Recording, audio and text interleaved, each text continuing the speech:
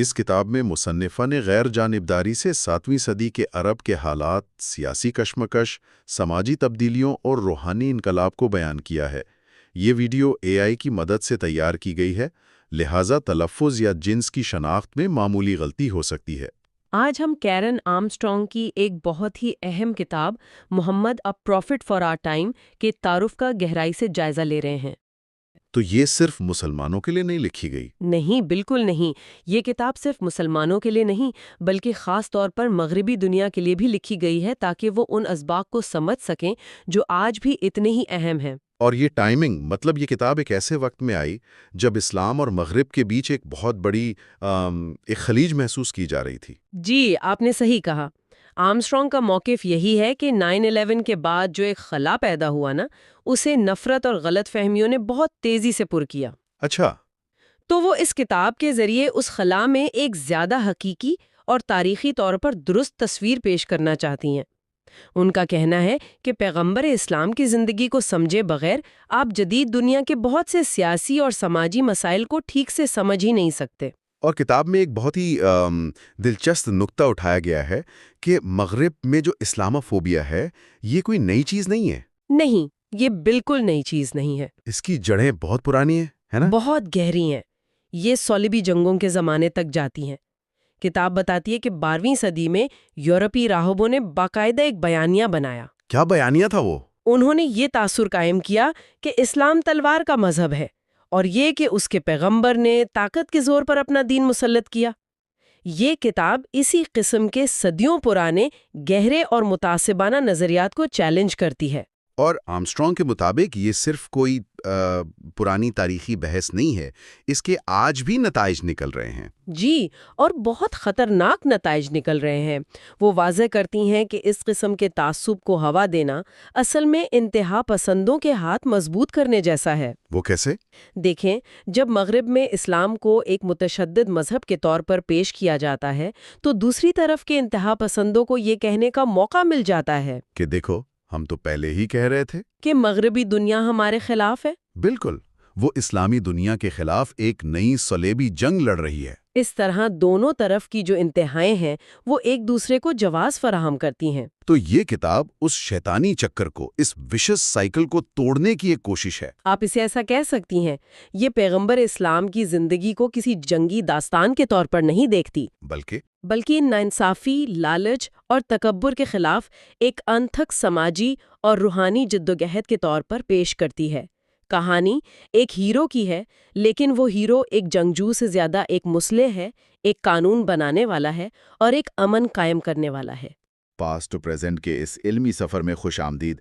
یہ چینل آپ کو تاریخ کے گمشدہ اوراق سے لے کر فلسفے کی گہرائیوں تک اور سائنس کے حیرت انگیز کرشموں تک ایک دلچسپ سفر پر لے جاتا ہے۔ آج ہم آپ کے لیے محمد اے پروفٹ فار اے ٹائم کے نایاب خزانے سے انتخاب لے کر آئے ہیں۔ آپ سب علم دوستوں کے خلوص اور سپورٹ کے لیے دل کی گہرائیوں سے شکریہ۔ اگر آپ کو یہ علمی سفر پسند آتا ہے تو چینل کو سبسکرائب کریں اور بیل آئیکن ضرور دبائیں تاکہ کوئی نیا ویڈیو آپ سے چھوٹ نہ جائے۔ براہ کرم کامنٹس میں اپنی رائے ضرور دیں اور ساتھ ساتھ اپنی پسندیدہ کتاب کا نام کامنٹ میں لکھیں۔ آپ کا ہر کمنٹ اس علمی مشن کو آگے بڑھانے کا حوصلہ دیتا ہے۔ ٹھیک ہے، تو اب کتاب کے جو بنیادی خیالات ہیں ان پر بات کرتے ہیں۔ جی، تعارف میں مصنفہ ایک بہت ہی دلچسپ تصور پیش کرتی ہیں۔ وہ کہتی ہیں کہ مذہبی روایت ایک مسلسل مکالمہ ہے۔ یہ سننے میں تو بہت فلسفیانہ لگتا ہے، لیکن عملی طور پر اس کا مطلب کیا ہے؟ دیکھیں، اس کا مطلب یہ ہے کہ مذہب کوئی میوزیم میں رکھی ہوئی جامد چیز نہیں ہے، اچھا، بلکہ یہ خدا کی جو ماورائی حقیقت ہے، یعنی ٹرانسینڈنٹ ریالٹی، اور ہماری جو بدلتی ہوئی دنیا ہے اس کے بیچ ایک مسلسل چلنے والی بات چیت ہے۔ ایک ڈائیلاگ ہے۔ یعنی ہر نسل ماضی کو اپنے حال کے آئینے میں دیکھتی ہے۔ بالکل، ہر نسل اپنے زمانے کے مسائل کا حل تلاش کرنے کے لیے ماضی کی طرف دیکھتی ہے اور ماضی کی تعلیمات کو، ان کی حکمت کو اپنے حال پر لاگو کرنے کی کوشش کرتی ہے۔ یہ صرف دورانہ نہیں ہے، یہ ایک تخلیقی عمل ہے۔ اس کی کوئی مثال ہے کتاب میں؟ جی، بہترین مثال ابتدائی مسلم مورخین کی ہے، جیسے ابن اسحاق اور الطبری۔ جب وہ 8ویں اور 9ویں صدی میں یہ سوانح لکھ رہے تھے تو اسلام ایک چھوٹی سی جماعت نہیں تھا۔ نہیں، تب تو وہ ایک بہت بڑی سلطنت بن چکا تھا۔ ایک بہت بڑی سلطنت جو ہمالیہ سے لے کر اسپین تک پھیلی ہوئی تھی، ان کے مسائل 7ویں صدی کے مکہ کے ابتدائی مسلمانوں سے بالکل مختلف تھے۔ تو ایک منٹ، اس کا مطلب یہ ہوا کہ ابن اسحاق اور الطبری جیسے لوگ صرف تاریخ نہیں لکھ رہے تھے؟ نہیں، وہ صرف تاریخ نہیں لکھ رہے تھے، وہ تو اپنے دور کے مسائل کا حل تلاش کر رہے تھے؟ بالکل۔ وہ 9ویں صدی کی ایک سپر پاور کے مسائل کو 7ویں صدی کے نبی کے زندگی سے حل کرنے کی کوشش کر رہے تھے۔ وہ حکمرانی، قانون، سماجی انصاف جیسے موضوعات پر رہنمائی ڈھونڈ رہے تھے۔ وہ حال کو سمجھنے کے لیے تاریخ کا استعمال کر رہے تھے، جو کہ ایک بہت ہی جدید سوچ ہے۔ آپ نے بالکل صحیح نقطہ پکڑا ہے۔ وہ یہ سوال پوچھ رہے تھے کہ اگر پیغمبر آج ہمارے درمیان ہوتے تو وہ ان حالات میں کیا کرتے؟ یہ ایک زندہ مکالمہ تھا جو وہ ماضی کے ساتھ کر رہے تھے، اور یہی مکالمہ آج تک جاری ہے۔ اور اس مکالمے کو زندہ رکھنے کے لیے شاید ایک مرکزی شخصیت کی ضرورت ہوتی ہے، ایک مثال، ایک رول ماڈل۔ یقیناً، آرمسٹرانگ کہتی ہیں کہ ہر بڑی مذہبی روایت میں ایک مثالی شخصیت، ایک آرکیٹائپ ہوتی ہے جو اس مذہب کے سب سے اعلیٰ آئیڈیل کو انسانی شکل میں پیش کرتی ہے۔ جیسے بدھ مت کے پیروکار گوتم بدھ کی شخصیت میں نروان یعنی حتمی سکون کی حقیقت کو مجسم دیکھتے ہیں، یا عیسائی حضرت عیسیٰ کی زندگی میں خدا کی محبت اور شفقت کا عملی مظاہرہ پاتے ہیں۔ یہ صرف تاریخی کردار نہیں رہتے، بلکہ روحانی نقشے بن جاتے ہیں۔ بالکل، روحانی نقشے جن کی پیروی کی جائے۔ تو اس لحاظ سے مسلمانوں کے لیے پیغمبر اسلام کی شخصیت کا کیا مقام ہے؟ کتاب کے مطابق مسلمانوں کے لیے پیغمبر اسلام کی زندگی خدا کی اس دنیا میں موجودگی اور سرگرمی کی سب سے بڑی علامت ہے۔ ان کی زندگی اس بات کی کامل مثال پیش کرتی ہے کہ خدا کے سامنے مکمل طور پر سر تسلیم خم کرنے کا، یعنی اسلام کا اصل مطلب کیا ہے۔ اور اسی لیے سنت کی اتنی اہمیت ہے۔ جی، یہی وجہ ہے کہ ان کی وفات کے بعد مسلمانوں نے ان کے اقوال یعنی احادیث اور ان کے طرز عمل یعنی سنت کو بڑی احتیاط سے مرتب کرنا شروع کیا۔ اور سنت پر عمل کرنے کا مقصد کیا صرف ظاہری طور پر نقل کرنا تھا؟ نہیں، یہ بہت اہم نکتہ ہے۔ مقصد صرف ظاہری نقل کرنا نہیں تھا، بلکہ اس شخصیت کے اندرونی مزاج کو، اس کے باطن کو اپنانا تھا۔ اچھا، اس کی تھوڑی وضاحت کریں۔ مقصد یہ نہیں تھا کہ 7ویں صدی کے عرب کی ہو بہو نقل کی جائے، بلکہ یہ تھا کہ روزمرہ کے چھوٹے چھوٹے کاموں میں بھی، جیسے کھانے پینے میں، بات کرنے کے انداز میں، صفائی رکھنے میں، ان کی تقلید کر کے خدا کے آگے جھکنے کا وہی اندرونی رویہ پیدا کیا جائے جو ان میں تھا۔ یہ ایک طرح کی روحانی تربیت تھی۔ یہ بہت گہری بات ہے، لیکن آج کی دنیا میں تو اس شخصیت کو بہت ہی مختلف اور اکثر متضاد زاویوں سے دیکھا جاتا ہے۔ جی، اور یہی اس کتاب کا مرکزی نقطہ ہے۔ مصنفہ کہتی ہیں کہ آج ہم 2 انتہاؤں کے بیچ میں پھنسے ہوئے ہیں۔ کون سی 2 انتہائیں؟ ایک طرف تو مغربی دنیا کا اسلاموفوبیا ہے، جہاں پیغمبر کو ایک جنگجو، ایک دھوکے باز اور یہاں تک کہ دہشت گرد اور پیڈوفائل جیسے سنگین الزامات کا سامنا ہے۔ یہ ایک ایسی تصویر ہے جو صلیبی جنگوں کے پروپیگنڈے سے شروع ہوئی اور آج تک کسی نہ کسی شکل میں زندہ ہے۔ اور دوسری انتہا؟ دوسری طرف کچھ مسلم انتہا پسند ہیں۔ وہ ان کی زندگی کو اپنے متشدد نظریات کی بنیاد بناتے ہیں۔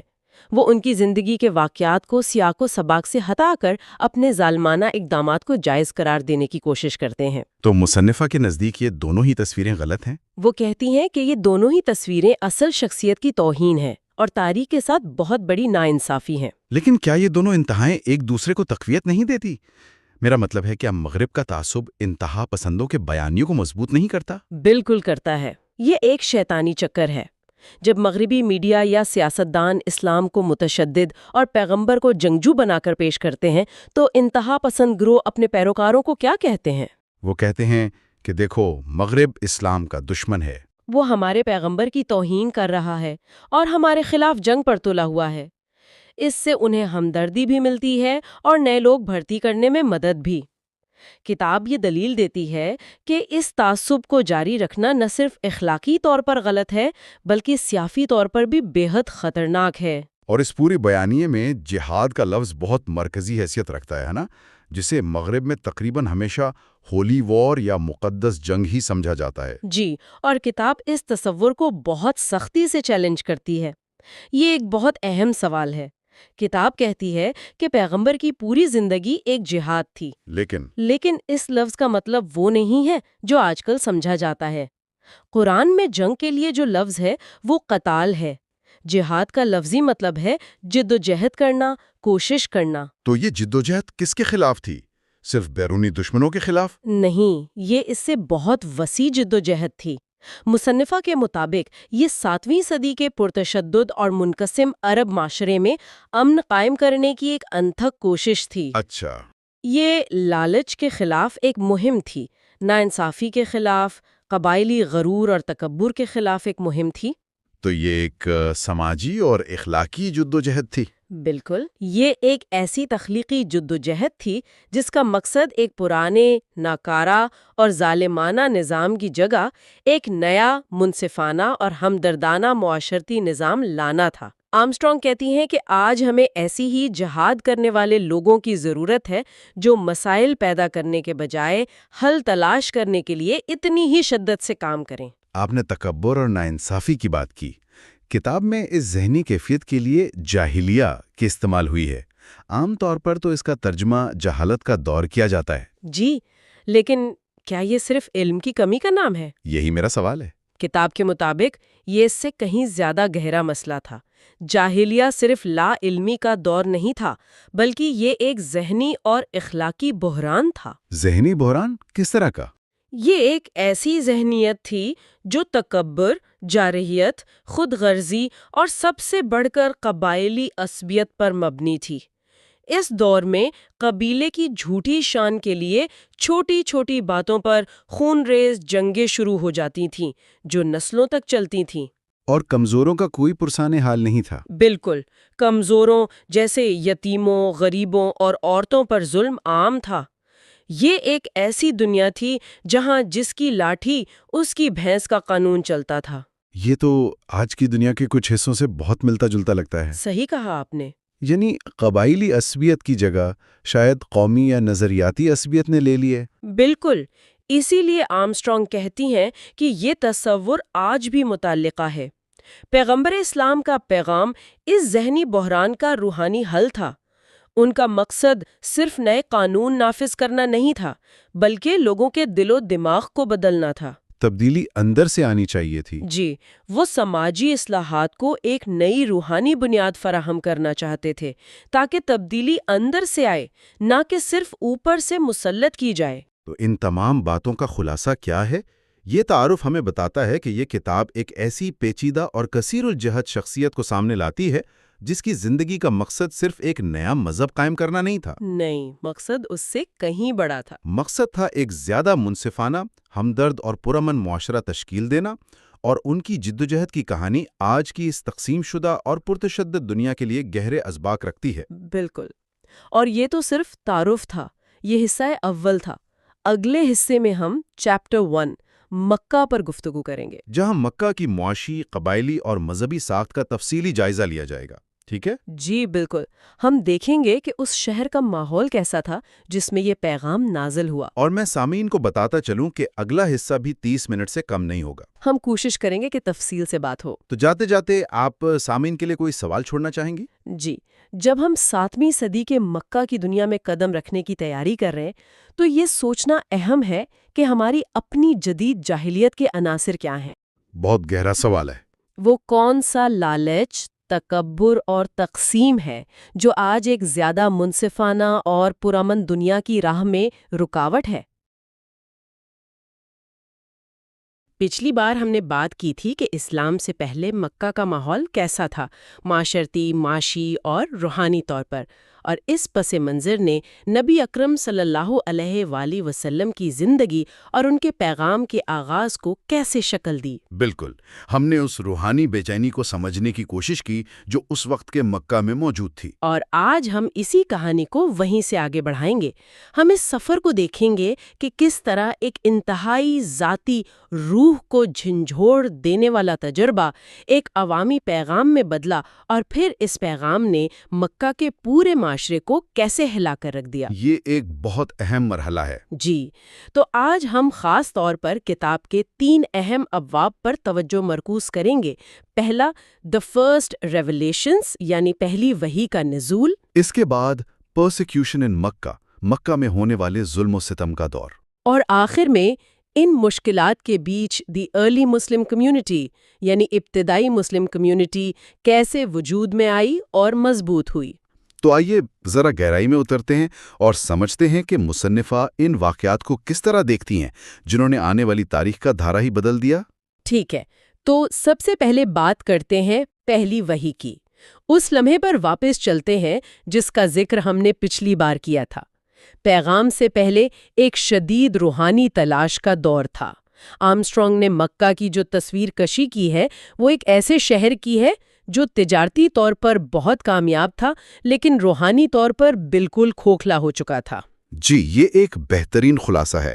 آرمسٹرانگ جاہلیت کی اصطلاح استعمال کرتی ہیں اور وہ اس کی بہت دلچسپ تشریح کرتی ہیں۔ اچھا، وہ کیسے؟ ان کے مطابق جاہلیت کا مطلب صرف ان پڑھ ہونا یا جہالت نہیں تھا، یہ ایک ذہنی کیفیت تھی، ایک طرح کی متکبرانہ وحشت جہاں انسان یہ سمجھتا تھا کہ میری دولت، میرا قبیلہ، میری طاقت ہی سب کچھ ہے۔ یعنی ایک قسم کی خود انحصاری کا تکبر؟ بالکل، اور اس کی وجہ سے پرانی قبائلی اقدار جیسے کمزوروں کی دیکھ بھال کرنا، ایک دوسرے کا خیال رکھنا، وہ سب ختم ہو رہی تھیں۔ مکہ ایک نیا سرمایہ دارانہ مرکز بن گیا تھا جس نے ایک بہت بڑا اخلاقی خلا پیدا کر دیا تھا۔ تو یہ ایک طرح کی اینی تھنگ گوز والی ذہنیت تھی جہاں سماجی ذمہ داری کا کوئی احساس نہیں تھا۔ جی، اور اسی روحانی گھٹن اور بے چینی کے ماحول میں نبی اکرم صلی اللہ علیہ وسلم شہر کے شور سے دور غار حرا میں سکون تلاش کیا کرتے تھے۔ اور یہیں تقریباً 610 عیسوی میں وہ تجربہ ہوا جس نے سب کچھ بدل دیا۔ کتاب اس پہلے تجربے کو کیسے بیان کرتی ہے؟ یہ کوئی عام پرسکون روحانی واقعہ تو نہیں تھا نا؟ بالکل نہیں۔ آرمسٹرانگ کا انداز یہاں بہت منفرد ہے۔ وہ اسے کسی مذہبی واعظ کی طرح نہیں دیکھتی بلکہ غیر جانبدار تجزیہ نگار کی طرح اس کا نفسیاتی اور وجودی جائزہ لیتی ہیں۔ یعنی وہ اس کے اثرات پر بات کرتی ہیں۔ جی، وہ اس تجربے کو ایک زبردست شخصیت کو مکمل طور پر بدل دینے والا واقعہ کہتی ہیں۔ وہ اسے ایک ڈرامائی حملہ یعنی ڈرامیٹک اٹیک کا نام دیتی ہیں۔ ڈرامائی حملہ؟ یہ تو بہت طاقتور الفاظ ہیں۔ یہ سننے میں کسی نعمت سے زیادہ ایک خوفناک تجربہ لگتا ہے۔ اور ابتدائی طور پر یہ تھا بھی۔ کتاب کے مطابق اس تجربے کے بعد وہ شدید خوفزدہ تھے۔ ان کا جسم کانپ رہا تھا اور انہیں شک تھا کہ شاید ان پر کسی جن یا کسی بری طاقت کا اثر ہوا ہے۔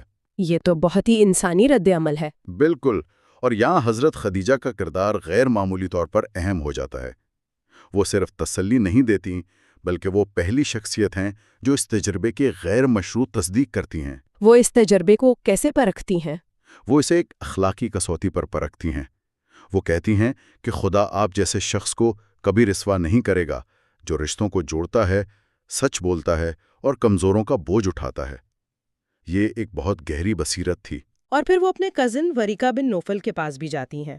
اس بات کی کیا اہمیت ہے کہ پہلی بیرونی تصدیق ایک عیسائی عالم کی طرف سے آئی؟ یہ بہت اہم نقطہ ہے جسے آرمسٹرانگ نمایاں کرتی ہیں۔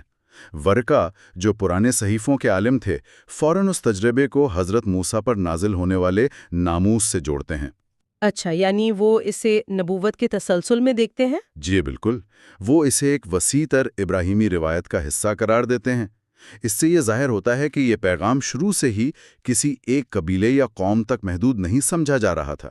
لیکن ورقہ نے پیشن گوئی بھی کی تھی جس پر نبی اکرم صلی اللہ علیہ وسلم کو بہت حیرت ہوئی تھی۔ جی، انہوں نے کہا تھا کہ کاش میں اس وقت زندہ ہوتا جب آپ کی قوم آپ کو نکال دے گی، اور یہ خیال اس وقت نبی اکرم صلی اللہ علیہ وسلم کے لیے ناقابل تصور تھا کیونکہ قبیلہ ہی سب کچھ تھا۔ اور اس پہلے تجربے کے بعد وحی کا سلسلہ کچھ عرصے کے لیے رک گیا۔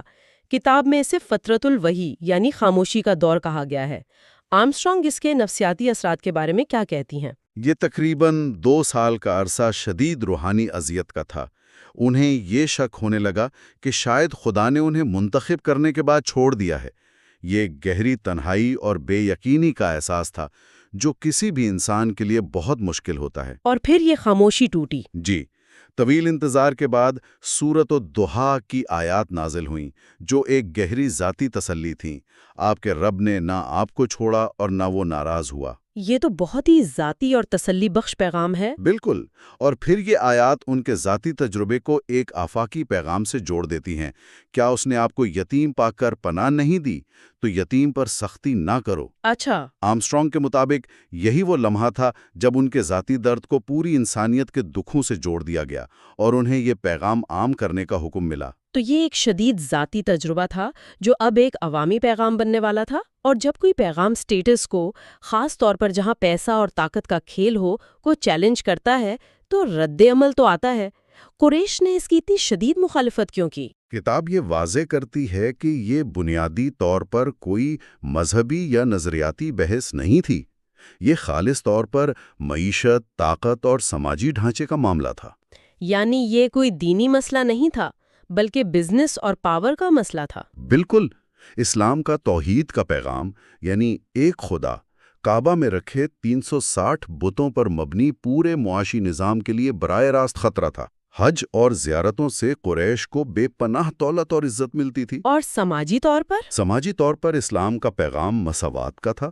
وہ کہتا تھا کہ کوئی قبیلہ بڑا نہیں، کوئی امیر غریب سے برتر نہیں۔ یہ ان کے پورے قبائلی تفاخر اور سماجی ڈھانچے کے خلاف تھا۔ یہ ان کے آباء و اجداد کے طریقوں پر بھی سوال اٹھا رہا تھا۔ جی، اور یہ ان کے لیے سب سے بڑی بات تھی۔ سنت، یعنی آباء و اجداد کی روایات پر سوال اٹھانا ناقابل برداشت تھا۔ تو مختصراً یہ ان کی پوری زندگی کے طریقے پر ایک حملہ تھا۔ تو یہ مخالفت شروع کیسے ہوئی؟ کیا یہ شروع سے ہی پرتشدد تھی؟ نہیں، شروع میں یہ طنز اور مذاق کی صورت میں تھی۔ انہیں شاعر، کاہن یا مجنون کہا گیا۔ یہ ایک طرح کا نفسیاتی دباؤ تھا۔ لیکن جب عوامی تبلیغ شروع ہوئی تو یہ کھلے ظلم میں بدل گئی۔ اور نشانہ کون بنا؟ خاص طور پر ان لوگوں کو نشانہ بنایا گیا جو کمزور تھے، غلام تھے، یا جن کا قبیلہ طاقتور نہیں تھا، جیسے حضرت بلال کو گرم ریت پر لٹایا جانا یا حضرت سمیہ اور ان کے خاندان کی شہادت۔ یہ مثالیں بتاتی ہیں کہ مخالفت کتنی سفاکانہ ہو گئی تھی۔ آرمسٹرانگ ایک بہت ہی پیچیدہ اور متنازع واقعے پر بھی بات کرتی ہیں، جسے شیطانی آیات کہا جاتا ہے۔ وہ اس واقعے کو کس طرح پیش کرتی ہیں؟ یہ ایک بہت ہی انسانی پہلو کو سامنے لاتا ہے۔ جی، اور آرمسٹرانگ اس موضوع پر بات کرنے سے بالکل نہیں گھبراتی۔ وہ اس واقعے کو نبی اکرم صلی اللہ علیہ وسلم کی مصالحت اور امن کی شدید خواہش کے تناظر میں دیکھتی ہیں۔ یعنی وہ اپنی قوم کو متحد کرنا چاہتے تھے۔ جی، ایک موقع پر انہوں نے کچھ ایسی آیات پڑھیں جن میں مکہ کی 3 دیویوں لات، عزیزہ اور منات کو اللہ کے ہاں سفارشی تسلیم کرنے کا اشارہ تھا۔ اس پر قریش بہت خوش ہوئے اور ایک عارضی صلح ہو گئی۔ لیکن پھر کیا ہوا؟ کتاب کے مطابق نبی اکرم صلی اللہ علیہ وسلم کو فوراً اپنی غلطی کا احساس ہوا کہ یہ پیغام خدا کی طرف سے نہیں بلکہ ان کی اپنی خواہش کا نتیجہ تھا۔ انہوں نے فوراً اس سے رجوع کر لیا۔ اس واقعے سے آرمسٹرانگ کیا نتیجہ اخذ کرتی ہیں؟ ان کے نزدیک یہ واقعہ ان کی انسانیت اور دیانتداری کو ظاہر کرتا ہے۔ یہ کسی دیوتا کی کہانی نہیں بلکہ ایک ایسے انسان کی اندرونی کشمکش کو دکھاتا ہے جو اپنی قوم کو جوڑنا چاہتا ہے لیکن اپنے بنیادی توحید کے پیغام پر کوئی سمجھوتا کرنے کو بھی تیار نہیں۔ اور جب انہوں نے اس سے رجوع کیا تو قریش کا رد عمل اور بھی سخت ہو گیا ہوگا۔ بہت زیادہ سخت ہو گیا۔ اس تمام ظلم و ستم کے جواب میں ابتدائی مسلمانوں کا رویہ کیسا تھا؟ انہوں نے لڑائی کیوں نہیں کی؟ بالکل نہیں۔ کتاب میں صبر کے تصور پر بہت زور دیا گیا ہے، اور آرمسٹرانگ کہتی ہیں کہ یہ محض غیر فعال برداشت کرنا نہیں تھا بلکہ ایک فعال غیر متشدد مزاحمت تھی، ایک اصول پر قائم رہنا۔ تو یہ اسلام کو ایک اصلاحی تحریک کے طور پر پیش کرتا ہے، نہ کہ ایک انقلابی پرتشدد تحریک کے طور پر۔ جی، ان کا طریقہ کار مکمل طور پر پرامن تھا، اور جب مکہ میں رہنا ناممکن ہونے لگا تو ایک اور قدم اٹھایا گیا۔ حبشہ کی طرف ہجرت؟ جی، مسلمانوں کے ایک گروہ کو حبشہ ہجرت کرنے کی اجازت دی گئی، جہاں ایک انصاف پسند عیسائی بادشاہ کی حکومت تھی۔ یہ ایک بہت ہی اسٹریٹجک قدم تھا۔ اسٹریٹجک کیسے؟ یہ تو صرف جان بچانا نہیں تھا۔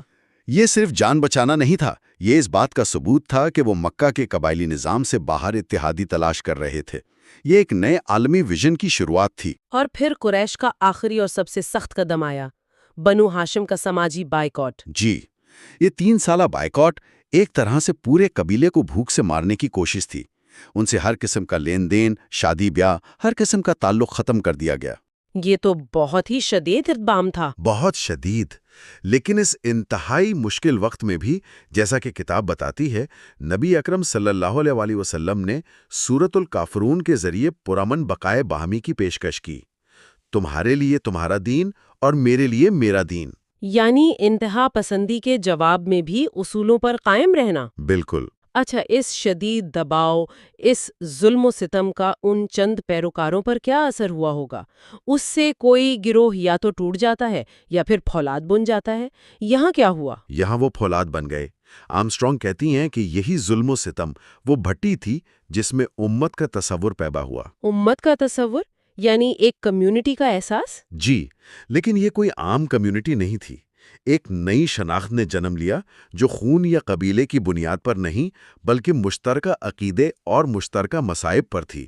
یہ ایک ایسا رشتہ تھا جو خونی رشتوں سے زیادہ مضبوط ثابت ہوا۔ تو ہم کہہ سکتے ہیں کہ امت کا نظریہ کوئی کتابی بات نہیں تھی، بلکہ یہ مکہ میں بقا کی ایک حقیقی عملی جدوجہد سے پیدا ہوا تھا۔ بالکل، یہ ایک مظلوم اقلیت تھی جو اپنے اتحاد اور مشترکہ مقصد میں طاقت تلاش کر رہی تھی۔ یہ نظریہ زمین پر حقیقی انسانوں کے درمیان حقیقی تکالیف سے گزرتے ہوئے پروان چڑھ رہا تھا۔ اس مشکل دور کے آخر میں، جسے عام الحزن یا غم کا سال بھی کہا جاتا ہے، اسراء و معراج کا واقعہ پیش آتا ہے۔ آرمسٹرانگ کے مطابق یہ صرف ایک معجزہ نہیں تھا۔ اس کی گہری علامتی اہمیت کیا تھی؟ آرمسٹرانگ کے لیے یہ ایک نفسیاتی اور روحانی طور پر بہت اہم موڑ ہے۔ وہ کہتی ہیں کہ اس واقعے نے مشن کے افق کو بہت وسیع کر دیا۔ کیسے؟ یروشلم کا سفر اور وہاں تمام پچھلے انبیاء کی امامت کرنا اس بات کی علامت تھی کہ اسلام کوئی نیا الگ تھلگ دین نہیں بلکہ اسی عظیم ابراہیمی روایت کا تسلسل ہے۔ اس نے تو عربوں کو ایک نئی شناخت دی ہوگی۔ جی، اس نے عربوں کو جو خود کو اس الہی تاریخ سے باہر سمجھتے تھے اس کے مرکز میں لا کھڑا کیا۔ اس نے پیغام کو ایک عالمی تناظر دے دیا۔ اور اس واقعے کا وقت بھی بہت اہم تھا۔ بہت اہم۔ یہ اس وقت پیش آیا جب حضرت خدیجہ اور ابو طالب کے انتقال کے بعد تمام زمینی سہارے ختم ہو چکے تھے۔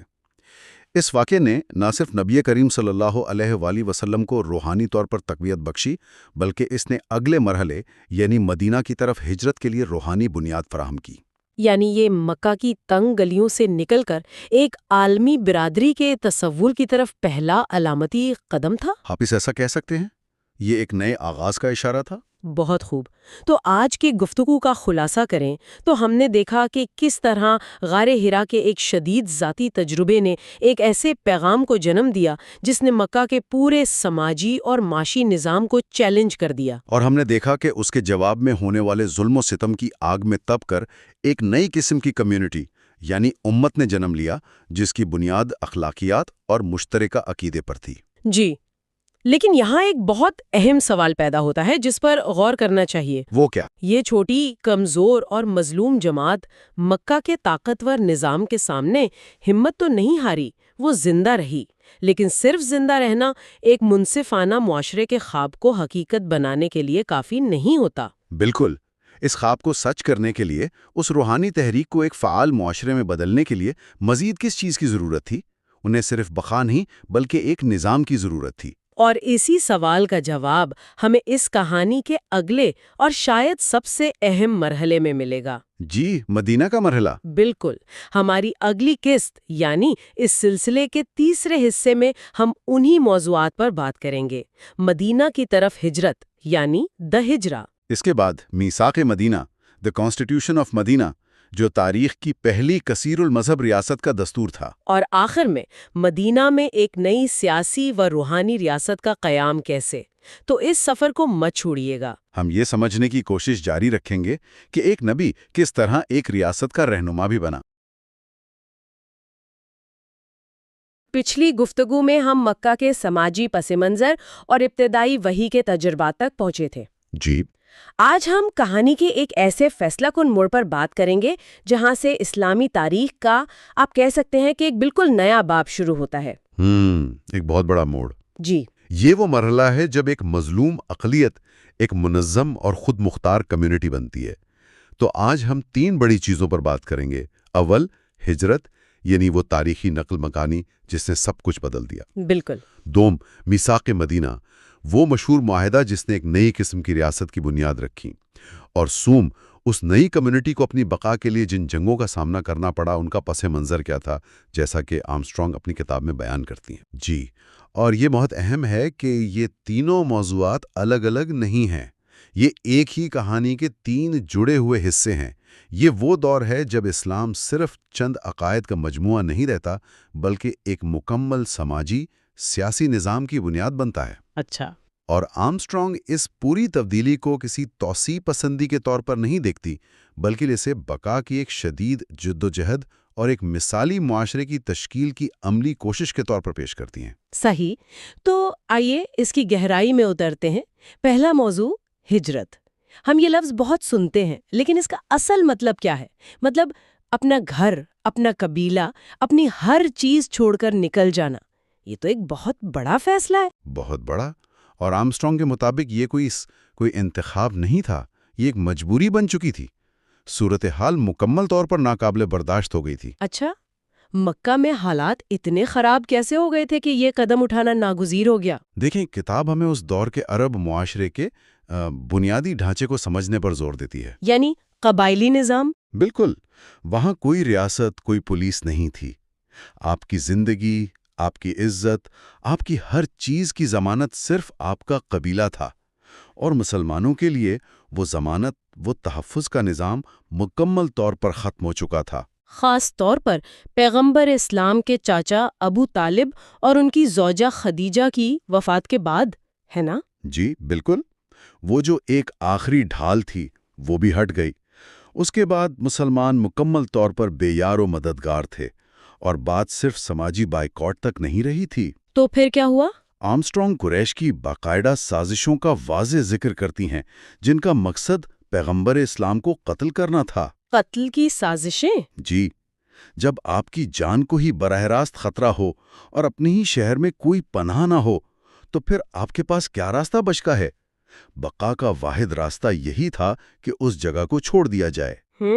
لیکن یہ صرف ایک جگہ سے دوسری جگہ جانا نہیں تھا۔ آرمسٹرانگ اس کے گہرے سماجی اور نفسیاتی معنی پر بہت زور دیتی ہیں۔ جی، اور یہ نقطہ سمجھنا بہت ضروری ہے۔ یہ ایک انتہائی تکلیف دہ اور انقلابی فیصلہ تھا۔ 7ویں صدی کے عرب میں قبیلہ ہی انسان کی شناخت تھا، اس کی عزت، اس کی بقا کی ضمانت۔ صحیح۔ اپنے قبیلے اور رشتہ داروں کو چھوڑ کر اجنبیوں کی پناہ میں جانا ایک ناقابل تصور قدم تھا، جسے ایک طرح کی سماجی خودکشی سمجھا جاتا تھا۔ سماجی خودکشی؟ یہ بہت گہری بات ہے۔ جی، کتاب بتاتی ہے کہ لفظ ہجر کے عربی معنی ہی ہیں دوستانہ یا محبت بھرے تعلقات کو کاٹ دینا۔ اچھا، یعنی اس ہجرت کے نام میں ہی جدائی کا درد چھپا ہوا ہے۔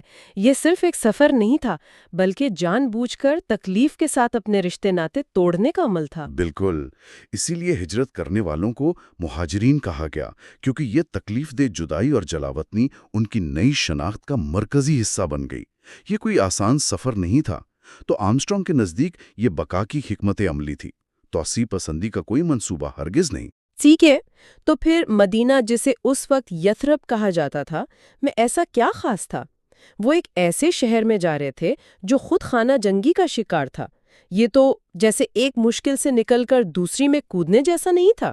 یہ ایک بہت بڑا خطرہ تھا، اس میں کوئی شک نہیں، لیکن مدینہ کی صورتحال بالکل مختلف تھی۔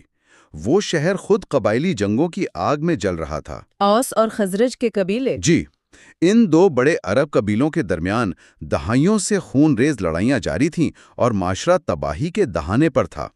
انہیں امن قائم کرنے کے لیے ایک غیر جانبدار ثالث یعنی حکم کی اشد ضرورت تھی۔ کوئی ایسا شخص جو دونوں فریقوں کو قابل قبول ہو۔ بالکل، کوئی ایسا شخص جو ان کے تنازعات ختم کروا سکے۔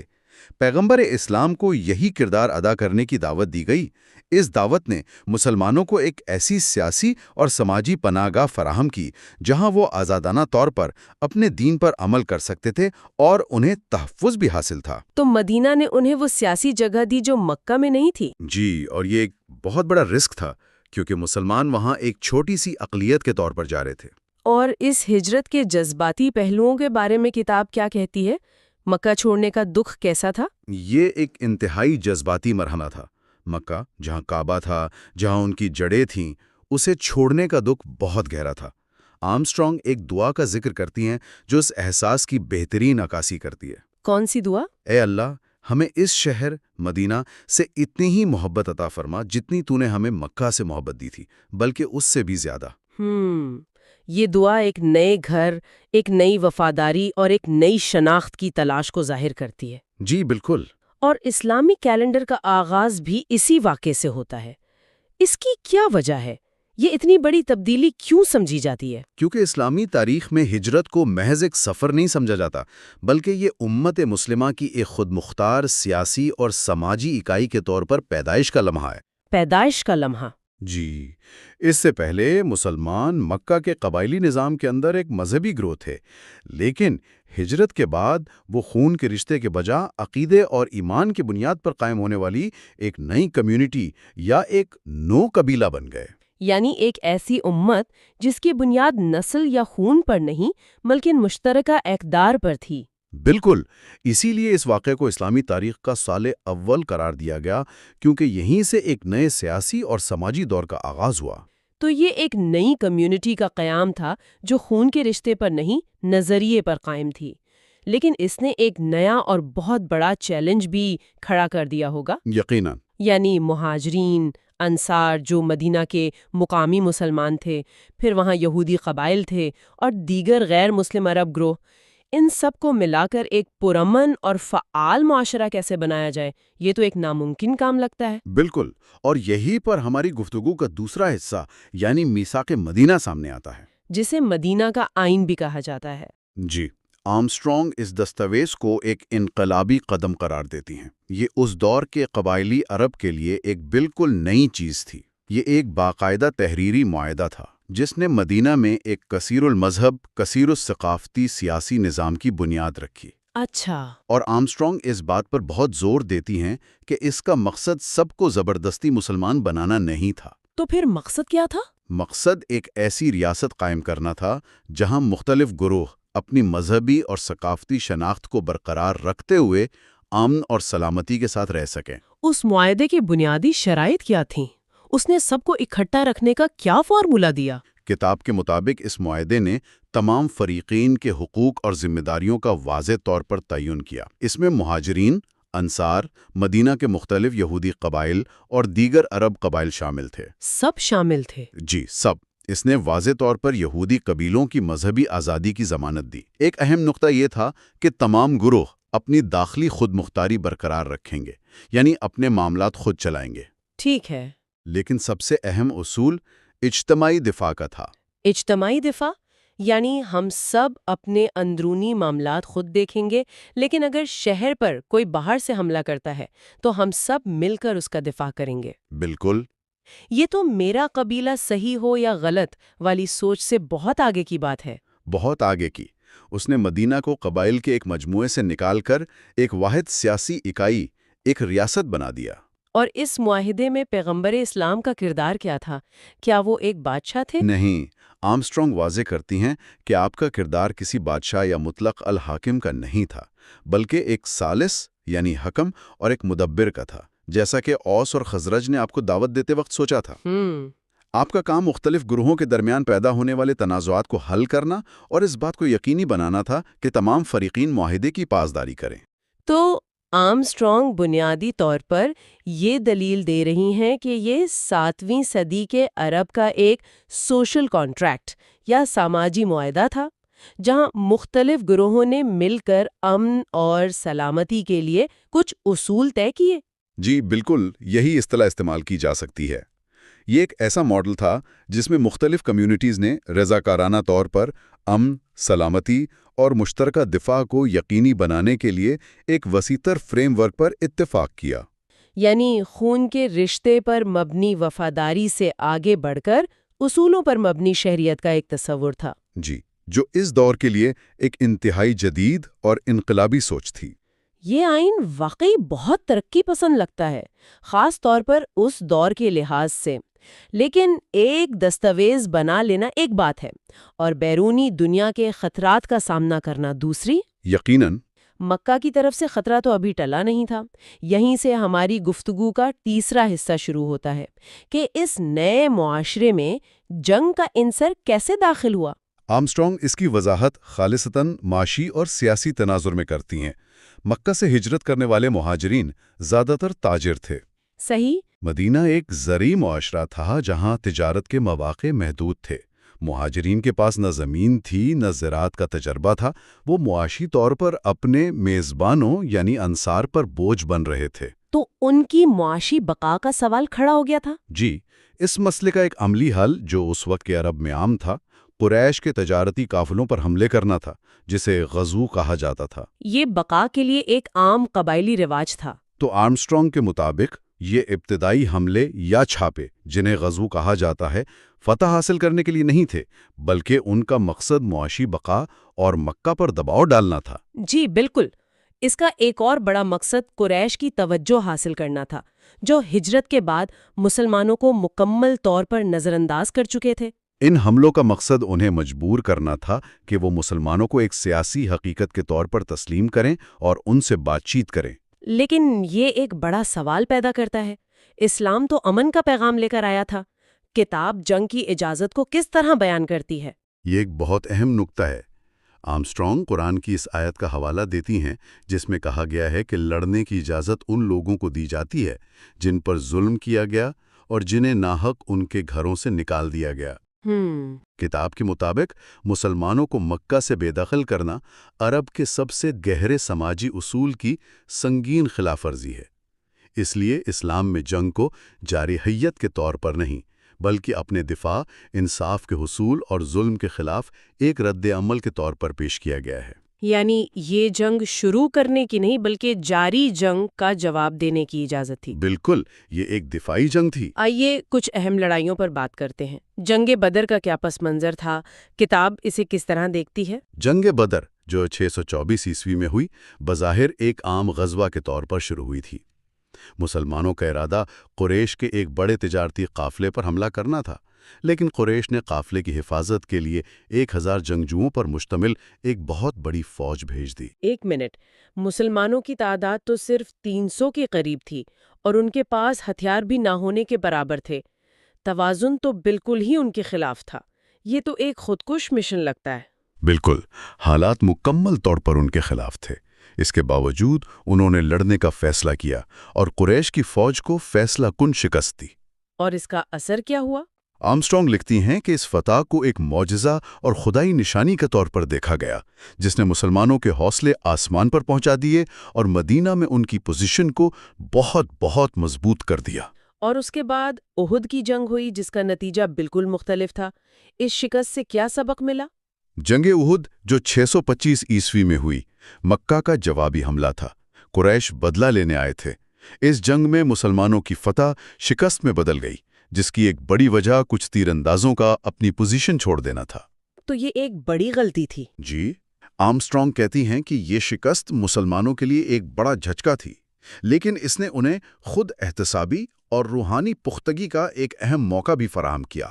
انہیں یہ سبق ملا کہ فتح صرف خدا کی مدد سے نہیں بلکہ نظم و ضبط اور اطاعت سے بھی ملتی ہے۔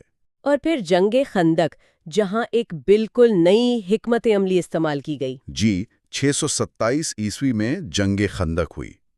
قریش میں 10,000 جنگجوؤں کا ایک بہت بڑا اتحاد بنا کر مدینہ پر حملہ کر دیا۔ اس بار مسلمانوں نے عرب میں ایک بالکل نئی دفاعی حکمت عملی اپناتے ہوئے شہر کے گرد ایک خندق کھودی۔ یہ حکمت عملی عربوں کے لیے نئی تھی؟ جی بالکل نہیں، جس کی وجہ سے دشمن کی فوج شہر میں داخل نہ ہو سکی اور طویل محاصرے کے بعد ناکام واپس لوٹ گئی۔ کتاب میں مدینہ کے اندر کی سیاست کا بھی ذکر ہے، خاص طور پر کچھ یہودی قبائل کے ساتھ جو تنازعات پیدا ہوئے۔ یہ ایک بہت پیچیدہ اور حساس موضوع ہے۔ آرمسٹرانگ اسے کیسے بیان کرتی ہیں؟ وہ اس بات پر بہت زور دیتی ہیں کہ یہ تنازعات بنیادی طور پر سیاسی تھے، مذہبی نہیں۔ میثاق مدینہ کے تحت تمام گروہوں نے مشترکہ دفاع کا وعدہ کیا تھا۔ صحیح۔ لیکن بنو قینقاع، بنو نذیر اور بنو قریظہ جیسے کچھ قبائل نے کتاب کے مطابق اس معاہدے کی خلاف ورزی کرتے ہوئے خفیہ طور پر مکہ کے قریش کے ساتھ اتحاد کیا۔ جنگ خندق کے دوران بنو قریظہ کی غداری خاص طور پر خطرناک ثابت ہو سکتی تھی۔ یعنی آرمسٹرانگ واضح کرتی ہیں کہ یہ معاملہ غداری کا تھا، مذہب کا نہیں۔ جی۔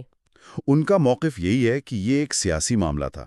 محاصرہ ختم ہونے کے بعد بنو قریظہ پر غداری کا الزام ثابت ہوا اور اس وقت کے عرب کے جنگی رواج کے مطابق ان کے مردوں کو سزائے موت دی گئی۔ آرمسٹرانگ اس بات کو واضح کرتی ہیں کہ یہ یہودی عوام کے ساتھ کوئی نظریاتی جھگڑا نہیں تھا، بلکہ یہ ایک سیاسی اور قبائلی معاملہ تھا جس کا تعلق غداری سے تھا۔ وہ بتاتی ہیں کہ مدینہ کے دیگر یہودی قبائل امن سے رہتے رہے اور ان کے ساتھ کوئی مسئلہ پیش نہیں آیا۔ یہ ایک بہت اہم وضاحت ہے۔ تو اس پورے پرتشدد دور کا، ان جنگوں کا حاصل کیا تھا؟ اصل سبق یہی تھا کہ جنگ کبھی بھی مقصد نہیں تھی، بلکہ بقا کے لیے ایک ناگزیر اور تکلیف دہ ضرورت تھی، ایک مجبوری۔ جی۔ آرمسٹرانگ لکھتی ہیں کہ ان لڑائیوں اور خاص طور پر بنو قریظہ کے المناک انجام کے بعد پیغمبر اسلام کو شدت سے یہ احساس ہوا کہ انہیں تشدد کے اس جاہلی چکر کو ہمیشہ کے لیے ترک کرنا ہوگا اور اس تنازع کو ختم کرنے کے لیے کوئی بالکل مختلف، کوئی غیر متشدد حل تلاش کرنا ہوگا۔ تو جنگ مسئلے کا مستقل حل نہیں تھی؟ نہیں، بالکل نہیں۔ تو اگر میں آج کی گفتگو کا خلاصہ کروں تو ہجرت بقا کے لیے ایک قدم تھا جس نے مسلمانوں کو ایک سیاسی حقیقت بنایا۔ میثاق مدینہ اس نئے معاشرے کا ایک آئینی بلیو پرنٹ تھا، اور یہ ابتدائی مشکل جنگیں ایک ایسی بھٹی تھیں جس نے اس کمیونٹی کو مضبوط تو کیا، لیکن ساتھ ہی انہیں تشدد کی حدود کا بھی احساس دلایا۔ بالکل درست۔ اس دور نے اپنے تمام تر مشکلات اور کامیابیوں کے ساتھ اگلے مرحلے کے لیے زمین تیار کی۔ یہ وہ مرحلہ ہے جہاں جد و جہد کا محور تلوار سے ہٹ کر سفارتکاری، معاہدے اور مصالحت کی طرف منتقل ہو جاتا ہے۔ یعنی بقا کی جنگ اب دلوں اور دماغوں کو جیتنے کی جنگ میں تبدیل ہونے والی تھی۔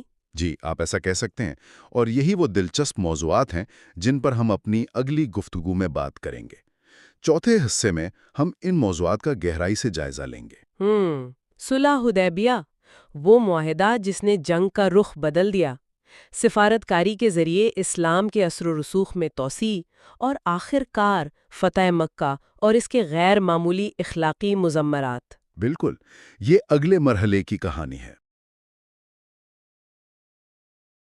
پچھلی نشستوں میں ہم نے مکہ کی زندگی سے سفر شروع کیا تھا اور مدینہ کی ابتدائی ریاست کی بنیاد تک پہنچے تھے، جہاں ایک نئی امت، ایک نیا معاشرہ تشکیل پا رہا تھا اور اسے اپنی بقا کے لیے بہت سے چیلنجز درپیش تھے۔ بالکل، اور ہماری بات جنگ خندق پر ختم ہوئی تھی، ایک ایسا واقعہ جس نے مدینہ کو آپ کہہ سکتے ہیں کہ ایک ناقابل تسخیر قوت کے طور پر قائم کر دیا تھا۔ جی، آج ہم اس کہانی کو وہاں سے آگے بڑھائیں گے جہاں واقعات نے ایک ایسا حیرت انگیز موڑ لیا جس نے نہ صرف جزیرہ نما عرب کا نقشہ بدلا بلکہ جنگ اور امن کے ٹریڈیشنل تصورات کو بھی چیلنج کیا۔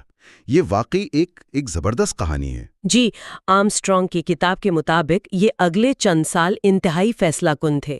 آج ہماری گفتگو 3 بڑے واقعات پر مرکوز رہے گی جنہوں نے تاریخ کا دھارا ہی موڑ دیا۔ ٹھیک ہے۔ سب سے پہلے ہم بات کریں گے صلح حدیبیہ کی، ایک ایسا معاہدہ جو بظاہر ایک بہت بڑی ناکامی اور ایک طرح کی ذلت محسوس ہو رہا تھا، لیکن در حقیقت وہ ایک انقلابی اسٹریٹجک کامیابی ثابت ہوا۔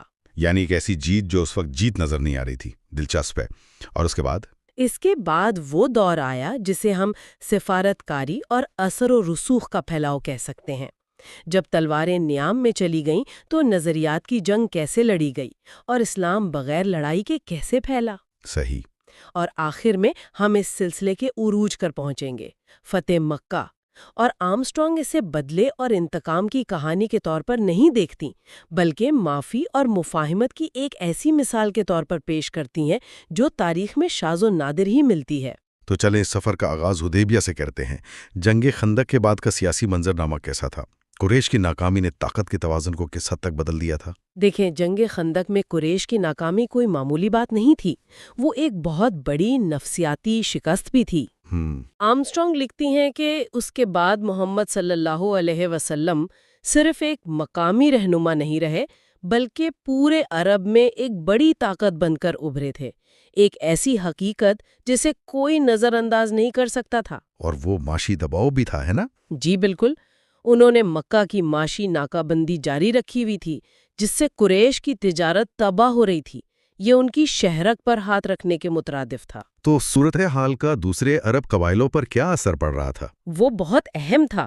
کئی عرب قبیلے اب سوچنے پر مجبور ہو گئے تھے، وہ دیکھ رہے تھے کہ ان کے پرانے دیوتا، ان کے بت قریش کی کوئی مدد نہیں کر پا رہے، جبکہ دوسری طرف مسلمانوں کا خدا انہیں مسلسل کامیابیاں دلا رہا تھا، تو ایک طرح سے پرانے عقائد پر شکوک پیدا ہو رہے تھے۔ تو اس سیاسی اور معاشی دباؤ کے بیچ میں عمرہ کرنے کا فیصلہ کیا جاتا ہے۔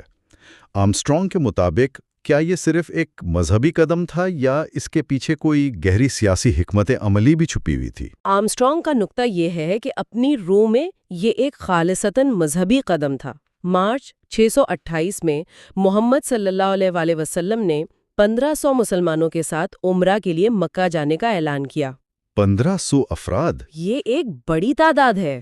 جی، بہت بڑی تعداد ہے۔ لیکن آرمسٹرانگ اس بات پر بہت زور دیتی ہیں کہ یہ کسی بھی طرح سے فوجی مہم نہیں تھی۔ مسلمان تقریباً غیر مسلح تھے۔ غیر مسلح؟ مطلب بالکل کوئی ہتھیار نہیں؟ سوائے ان روایتی سفری تلواروں کے جو ہر مسافر اپنے پاس رکھتا تھا، اور وہ بھی نیام میں تھیں۔ سب سے بڑی بات جو ان کی نیت کو ظاہر کرتی ہے وہ یہ تھی کہ انہوں نے احرام باندھا ہوا تھا۔ اچھا، جو حج اور عمرے کا مخصوص لباس ہے۔ بالکل، اور احرام امن کی، عبادت کی اور حرمت کی کھلی علامت ہے۔ یہ ایک طرح سے قریش کو پیغام تھا کہ ہم لڑنے نہیں، عبادت کرنے آ رہے ہیں۔ لیکن قریش جو پچھلے 6 سال سے مسلسل حالت جنگ میں تھے، انہوں نے اسے یقیناً ایک امن پیغام کے طور پر نہیں دیکھا ہوگا۔ ان کا فوری رد عمل کیا تھا؟ بالکل نہیں، قریش کے لیے یہ اپنی حاکمیت، اپنی اتھارٹی پر براہ راست حملہ تھا۔ انہیں لگا ہوگا کہ یہ شہر پر قبضے کی کوشش ہے۔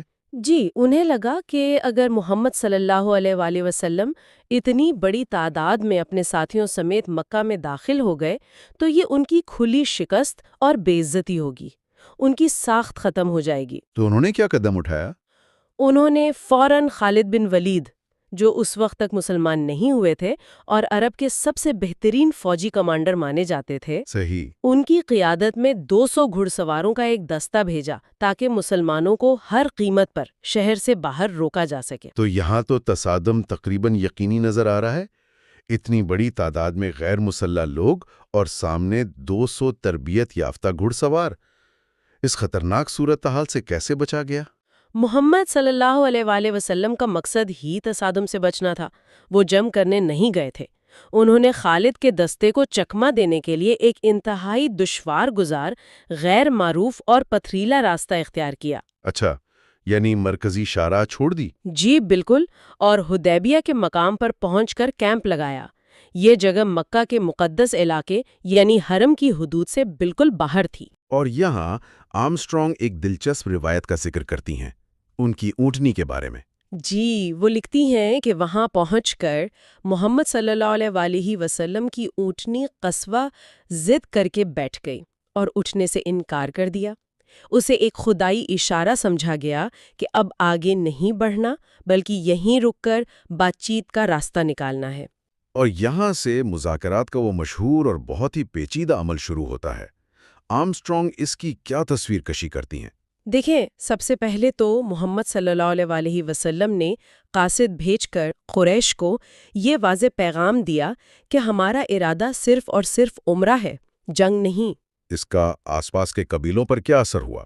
آرمسٹرانگ کہتی ہیں کہ اس دوران جو آس پاس کے بدو قبائل تھے وہ یہ سب دیکھ رہے تھے، اور ان کے نزدیک زائرین کو کعبہ سے روکنا عرب کی ہزاروں سال پرانی روایات کی سنگین خلاف ورزی تھی۔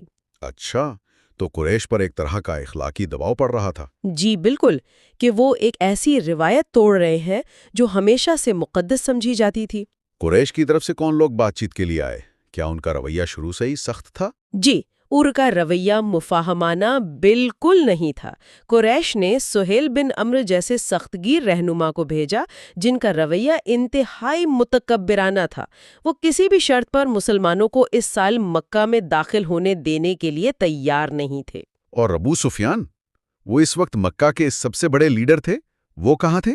آرمسٹرانگ یہاں ایک بہت دلچسپ نقطہ اٹھاتی ہیں کہ ابو سفیان اس سارے معاملے سے نمایاں طور پر دور رہے۔ واقعی؟ کیوں؟ شاید وہ اپنی سیاسی سوجھ بوجھ سے یہ سمجھ گئے تھے کہ اب پرانی ہٹ دھرمی اور تکبر کام نہیں آئے گا۔ وہ شاید دیکھ رہے تھے کہ محمد صلی اللہ علیہ وآلہ وسلم سے نمٹنے کے لیے ایک نیا طریقہ اپنانا ہوگا، اور وہ اس ذلت آمیز معاہدے کا حصہ نہیں بننا چاہتے تھے۔ اور اسی دوران وہ انتہائی کشیدہ لمحہ آیا جب عثمان بن عفان کو سفیر بنا کر بھیجا گیا اور پھر ان کی شہادت کی افواہ پھیل گئی۔ اس نے تو حالات کو بالکل ہی بدل دیا ہوگا۔ جی، وہ ایک دھماکہ خیز لمحہ تھا جب عثمان رضی اللہ کی واپسی میں دیر ہوئی اور یہ افواہ پھیلی کہ انہیں قتل کر دیا گیا ہے، تو مسلمانوں کے کیمپ میں غصے کی ایک لہر دوڑ گئی۔ کروڑوں میل دور اور آپ کو خبر ملے کہ آپ کے سفیر کو قتل کر دیا گیا، یہ تو سیدھا سیدھا اعلان جنگ تھا۔ بالکل، اس لمحے میں کوئی بھی گروہ بکھر سکتا تھا یا کوئی جذباتی غلط فیصلہ کر سکتا تھا۔ لیکن ایسا نہیں ہوا۔ نہیں ہوا۔ یہاں محمد صلی اللہ علیہ وآلہ وسلم نے اس بحران کو ایک مضبوطی کے مظاہرے میں بدل دیا۔ انہوں نے ایک درخت کے نیچے بیٹھ کر تمام 1500 مسلمانوں سے بیعت لی۔ یہ وہی بیعت رضوان ہے؟ جی، اسے ہی بیعت رضوان یعنی اللہ کی خوشنودی کی بیعت کہا جاتا ہے۔ رضوان کا مطلب ہے اللہ کی رضا یا خوشنودی۔ یہ ایک حلف تھا کہ وہ میدان چھوڑ کر نہیں بھاگیں گے اور اپنے سفیر کے خون کا بدلہ لیں گے، چاہے اس کے لیے جان ہی کیوں نہ دینی پڑے۔ اس بیعت کا قریش پر کیا اثر ہوا؟ موت سے نہیں ڈرتے۔ وہ سمجھ گئے کہ اب جنگ ہوئی تو وہ ان لوگوں کو شکست نہیں دے سکیں گے جو مرنے کے لیے تیار ہیں۔ اور اسی دباؤ میں آ کر وہ آخرکار معاہدے پر راضی ہوئے۔ جی، لیکن جو شرائط طے پائیں وہ تو بظاہر مسلمانوں کے لیے ایک طرح سے تذلیل تھیں۔ ذرا ان شرائط کو تفصیل سے بتائیں۔ جی، شرائط پڑھ کر کوئی بھی کہے گا کہ یہ تو مکمل طور پر قریش کی جیت ہے۔ پہلی شرط، مسلمان اس سال عمرہ کیے بغیر واپس جائیں گے۔ یعنی اتنی مشقت، اتنا سفر، سب کچھ ضائع۔ جی، اور اگلے سال عمرے کے لیے آ سکیں گے، وہ بھی صرف 3 دن کے لیے، اور نیام میں رکھی تلواروں کے علاوہ کوئی ہتھیار ساتھ نہیں ہوگا۔ یہ تو بہت مایوس کن رہا ہوگا۔ بہت زیادہ۔ دوسری شرط تھی کہ 10 سال تک فریقین میں کوئی جنگ نہیں ہوگی۔ یہ تو ٹھیک لگ رہی ہے۔ ہاں، یہ بظاہر غیر جانبدارانہ ہے، لیکن تیسری اور چوتھی شرط سب سے متنازعہ تھیں۔ وہ کیا تھی؟ تیسری شرط یہ تھی کہ اگر مکہ کا کوئی شخص اپنے ولی یا سرپرست کی اجازت کے بغیر مسلمان ہو کر مدینہ گیا تو اسے واپس کرنا ہوگا۔ ایک منٹ، کیا مطلب؟ یعنی اگر کوئی ظلم سے تنگ آ کر اسلام قبول کرے اور پناہ لینے مدینہ آئے تو اسے واپس انہی ظالموں کے حوالے کرنا ہوگا؟ بالکل یہی مطلب تھا، اور صحابہ کے لیے یہی سب سے تکلیف دہ اور ناقابل قبول بات تھی۔ اور چوتھی شرط؟ چوتھی شرط اس سے بھی زیادہ یک طرفہ تھی کہ اگر کوئی مسلمان مدینہ سے بھاگ کر مکہ آ جائے تو اسے واپس نہیں کیا جائے گا۔ یہ تو سراسر ناانصافی ہے۔ جی، اور آخری شرط یہ کہ عرب قبائل کو آزادی ہوگی کہ وہ مکہ یا مدینہ جس سے چاہیں اتحاد کر لیں۔ میں عمر بن خطاب کے غصے کا تصور کر سکتا ہوں۔ آرمسٹرانگ ان کے رد عمل کا کیسے بیان کرتی ہیں؟ آرمسٹرانگ لکھتی ہیں کہ عمر غصے سے بے قابو ہو گئے۔ وہ سیدھے محمد صلی اللہ علیہ وآلہ وسلم کے پاس گئے اور کہا، کیا آپ اللہ کے سچے رسول نہیں ہیں؟ کیا ہم حق پہ اور ہمارے دشمن باطل پر نہیں ہیں؟ تو پھر ہم اپنے دین کے معاملے میں یہ ذلت کیوں برداشت کریں؟ آرمسٹرانگ کہتی ہیں کہ یہ ان کے اندر کے اس پرانے جاہلی عرب کی آواز تھی جس کے لیے ظاہری عزت اور وقار سب کچھ تھا۔ اور باقی صحابہ کا کیا حال تھا؟ وہ بھی شدید مایوس اور ذلت محسوس کر رہے تھے۔ انہیں لگ رہا تھا کہ ان کے ساتھ دھوکا ہوا ہے۔ تو پھر ان بظاہر کمزور بلکہ ذلت آمیز شرائط کو قبول کرنے کے پیچھے آرمسٹرانگ کیا منطق پیش کرتی ہیں؟ کیا یہ کوئی مجبوری تھی یا کوئی گہری حکمت عملی؟ یہی اس کتاب کا اور اس واقعے کا مرکزی نقطہ ہے۔ آرمسٹرانگ کہتی ہیں کہ یہ کمزوری ہرگز نہیں تھی، بلکہ یہ غیر معمولی سیاسی بصیرت کا مظہر تھی۔ اچھا، وہ کیسے؟ دیکھیں، محمد صلی اللہ علیہ وسلم کا مقصد مکہ کو فتح کرنا یا تباہ کرنا نہیں تھا، بلکہ مکہ والوں کے دل جیتنا تھا۔ وہ مفاہمت چاہتے تھے۔ اور جنگ اس میں رکاوٹ بن رہی تھی۔ بالکل، وہ جانتے تھے کہ جنگ سے صرف نفرت بڑھ رہی ہے۔ یہ معاہدہ چاہے کتنا ہی برا لگے، جنگ کو روک رہا تھا۔ یہ امن اور سفارت کاری کے ذریعے جیتنے کا ایک منصوبہ تھا۔ انہوں نے قلیل مدتی عزت پر طویل مدتی فائدے کو ترجیح دی۔ واہ، ایک طرح سے یہ تلوار پر قلم کی فتح تھی۔ آپ بالکل کہہ سکتے ہیں۔ اسی لیے قرآن نے اسے فتح مبین یعنی کھلی ہوئی فتح قرار دیا۔ یہ بات اس وقت تو کسی کی سمجھ میں نہیں آئی ہوگی۔ جی، اس وقت تو بڑے بڑے صحابہ بھی پریشان تھے۔ تو یہ بظاہر شکست فتح میں کیسے بدلی؟ اس کے فوری اور طویل مدتی نتائج کیا نکلے؟ اس کے کئی گہرے نتائج تھے۔ پہلا اور سب سے بڑا نتیجہ یہ تھا کہ عرب کی سب سے بڑی طاقت قریش نے پہلی بار مسلمانوں کو ایک برابر کی سیاسی قوت تسلیم کر لیا۔ اچھا، مطلب اب وہ باغیوں کا گروہ نہیں رہے تھے؟ نہیں، اب وہ ایک ریاست تھے جس سے باقاعدہ معاہدے کیے جا رہے تھے۔ یہ ایک بہت بڑی نفسیاتی تبدیلی تھی۔ اور دوسرا بڑا فائدہ؟ بات چیت کر سکتے تھے۔ تو جنگ کے پروپیگنڈے کا زور ٹوٹ گیا اور لوگوں کو اسلام کو قریب سے دیکھنے کا موقع ملا۔ بالکل، اب اسلام میدان جنگ میں نہیں بلکہ بازاروں، محفلوں اور گھروں میں زیر بحث تھا۔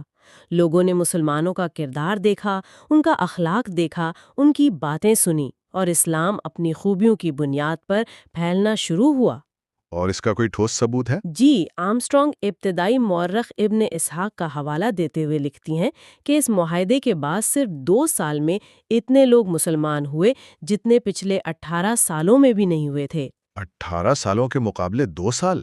یہ تو حیران کن ہے۔ اسی لیے یہ فوجی نہیں بلکہ ایک نظریاتی، نفسیاتی اور سفارتی فتح تھی۔ چلیں اب اس امن کے دور کی بات کرتے ہیں۔ حدیبیہ کے بعد سفارت کاری کا کھیل کیسے کھیلا گیا؟ لیکن پہلے وہ سب سے مشکل شرط کہ مکہ سے آنے والے نئے مسلمانوں کو واپس کرنا ہوگا، اس پر کیسے عمل ہوا؟ یہ تو ایک بہت بڑا اخلاقی چیلنج تھا۔ جی، یہ بہت بڑا چیلنج تھا، لیکن محمد صلی اللہ علیہ وسلم نے اس شرط کو بڑی دانش مندی سے نبھایا، اور پھر حالات نے خود ہی اسے بے اثر کر دیا۔ وہ کیسے؟ آرمسٹرانگ 2 اہم واقعات کا ذکر کرتی ہیں۔ پہلا، خواتین کا معاملہ۔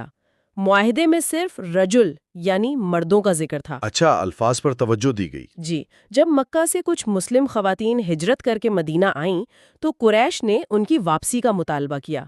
محمد صلی اللہ علیہ وسلم نے جواب دیا کہ معاہدہ آدمی پر لاگو ہوتا ہے، عورتوں پر نہیں، اور انہیں واپس کرنے سے انکار کر دیا۔ یہ تو معاہدے کی شبداولی ورڈنگ کا زبردست استعمال تھا۔ اور دوسرا واقعہ تو ابو بصیر کا ہے جو بہت مشہور ہے۔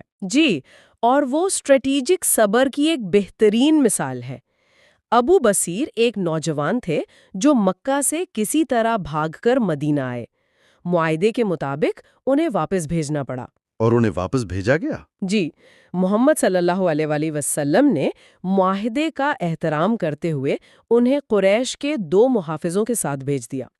لیکن آرمسٹرانگ لکھتی ہیں، انہوں نے ابو بصیر سے کہا کہ اللہ تمہارے لیے اور دوسرے کمزوروں کے لیے کوئی راستہ بنائے گا۔ یہ ایک طرح کا اشارہ تھا؟ یہ ایک طرح کا حوصلہ تھا۔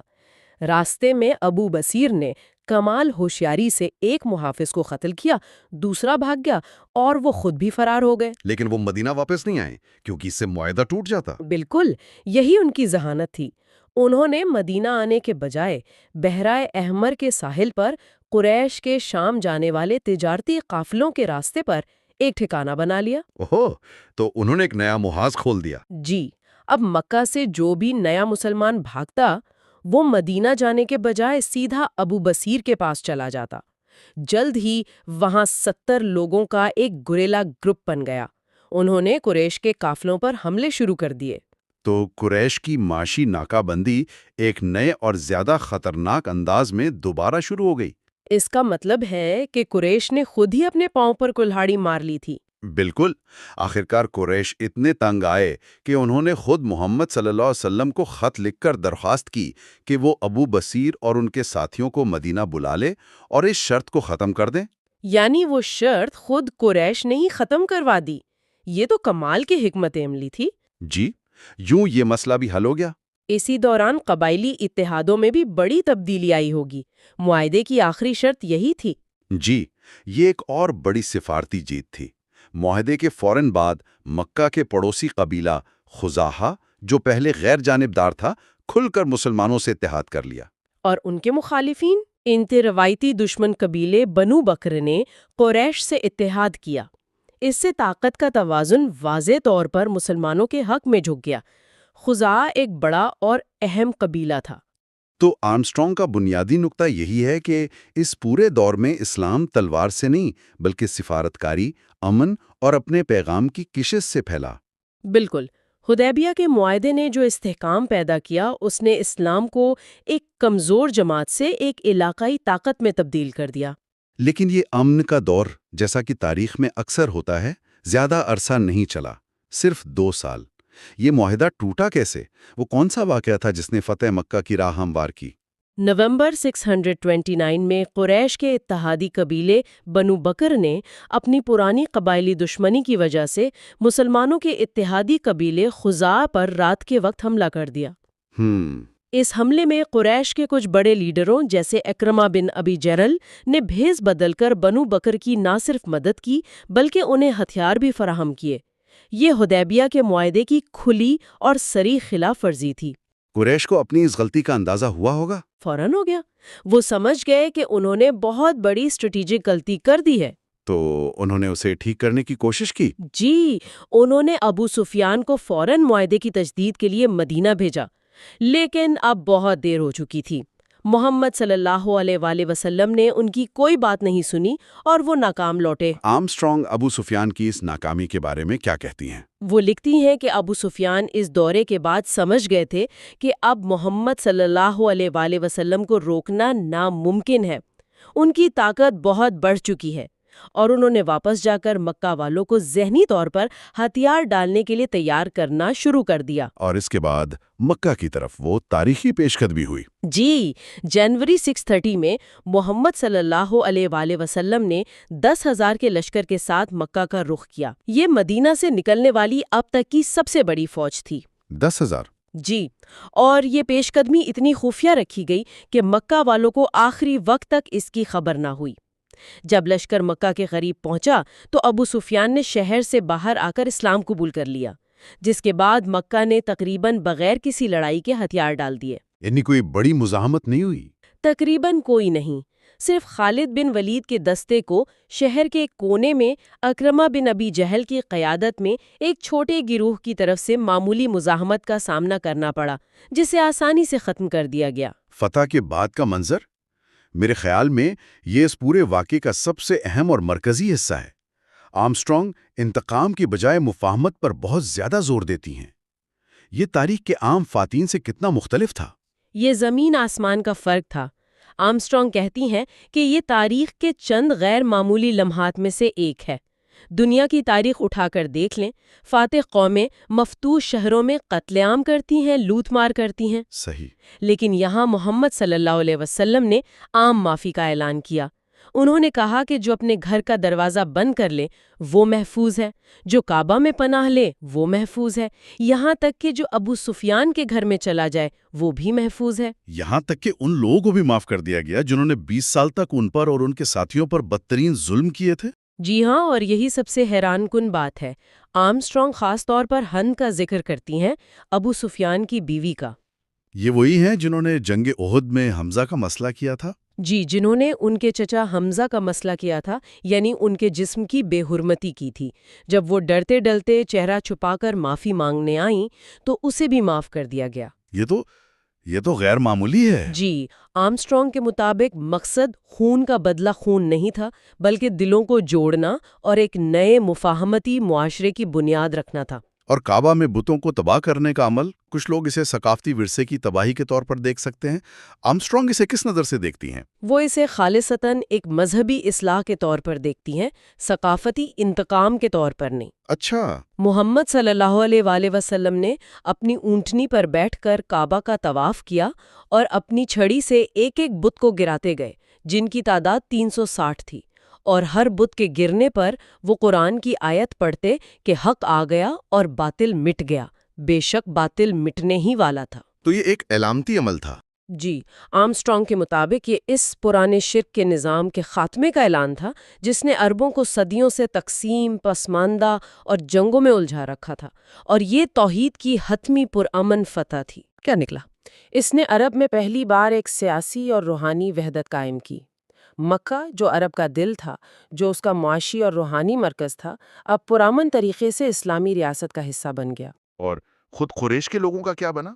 اس کے بعد قریش، جو کل تک اسلام کے سب سے بڑے دشمن تھے، جوک در جوک مسلمان ہونے لگے۔ آرمسٹرانگ کا نتیجہ یہ ہے کہ یہ صرف ایک فوجی فتح نہیں تھی، بلکہ یہ ایک اخلاقی انقلاب تھا جس کی بنیاد انتقام پر نہیں بلکہ معافی اور اتحاد پر رکھی گئی تھی۔ آج کی گفتگو سے جو بات میرے ذہن میں سب سے زیادہ ابھر کر آئی ہے وہ ہے اسٹریٹجک صبر کا تصور۔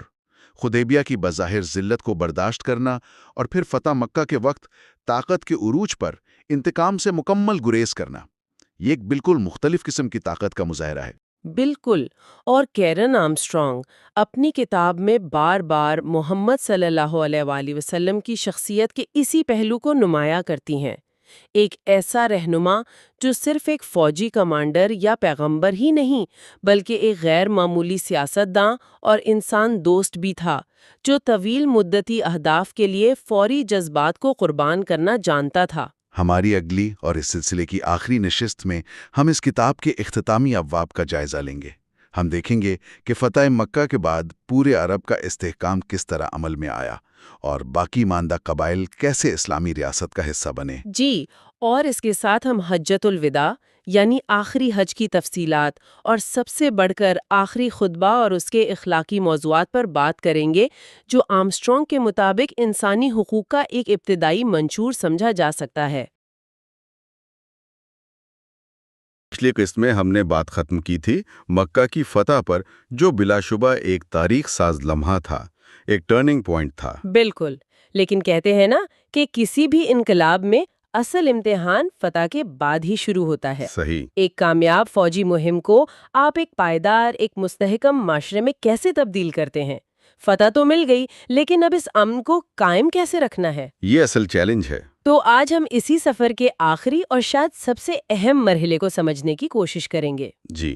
ہمارے موضوعات ہیں: پہلا، عرب کا استحکام، یعنی اس بکھرے ہوئے خطے کو جوڑنا کیسے ہے۔ اچھا۔ دوسرا، الوداعی حج، یعنی اس نئی قوم کو ایک مشترکہ، ایک اسپریچول شناخت دینا۔ جی۔ اور تیسرا، آخری خطبہ، یعنی اس معاشرے کے لیے ایک اخلاقی اور سماجی منشور فراہم کرنا۔ اور دیکھیں، آرمسٹرانگ ان تینوں واقعات کو الگ الگ نہیں دیکھتی ہیں، وہ ان کو ایک دوسرے سے جڑا ہوا دیکھتی ہیں۔ اچھا، کیسے؟ مطلب یہ صرف الگ الگ واقعات نہیں ہیں، بلکہ ایک عظیم منصوبے کے 3 مراحل ہیں۔ پہلا سیاسی اتحاد، پھر روحانی شناخت اور آخر میں اخلاقی بنیاد۔ یعنی ایک ریاست کو ایک قوم بنانے کا عمل۔ بالکل، آپ نے بالکل صحیح کہا۔ تو آئیے پہلے مرحلے سے شروع کرتے ہیں، عرب کا استحکام۔ مکہ فتح ہو چکا ہے، لیکن پورا عرب اب بھی چھوٹے چھوٹے آپس میں لڑنے والے قبائل میں بٹا ہوا ہے۔ جی، جن کی پوری تاریخ ہی آپس کی جنگوں سے بھری پڑی ہے۔ تو آرمسٹرانگ کے مطابق ان سب کو ایک نظام کے تحت لانے کا عمل کیسے شروع ہوا؟ یہ کوئی آسان کام تو بالکل نہیں رہا ہوگا۔ بالکل بھی نہیں۔ آرمسٹرانگ اسی بات پر تو زور دیتی ہیں کہ یہ عمل کوئی راتوں رات نہیں ہوا، اور نہ ہی یہ صرف تلوار کے زور پر ہوا۔ تو پھر کیسے ہوا؟ دیکھیں، مکہ کی فتح کا اثر ایک نفسیاتی جھٹکے کی طرح تھا۔ اس نے عرب میں طاقت کا توازن، جسے ہم پاور بیلنس کہتے ہیں، وہ ہمیشہ کے لیے بدل دیا۔ بدو قبائل جو ہمیشہ سے بہت عملیت پسند، بہت پریگمیٹک رہیں، انہیں فوراً اندازہ ہو گیا کہ اب ایک نئی طاقت ابھر چکی ہے جو یہاں رہنے کے لیے آئی ہے۔ تو اس کا رد عمل کیا ہوا؟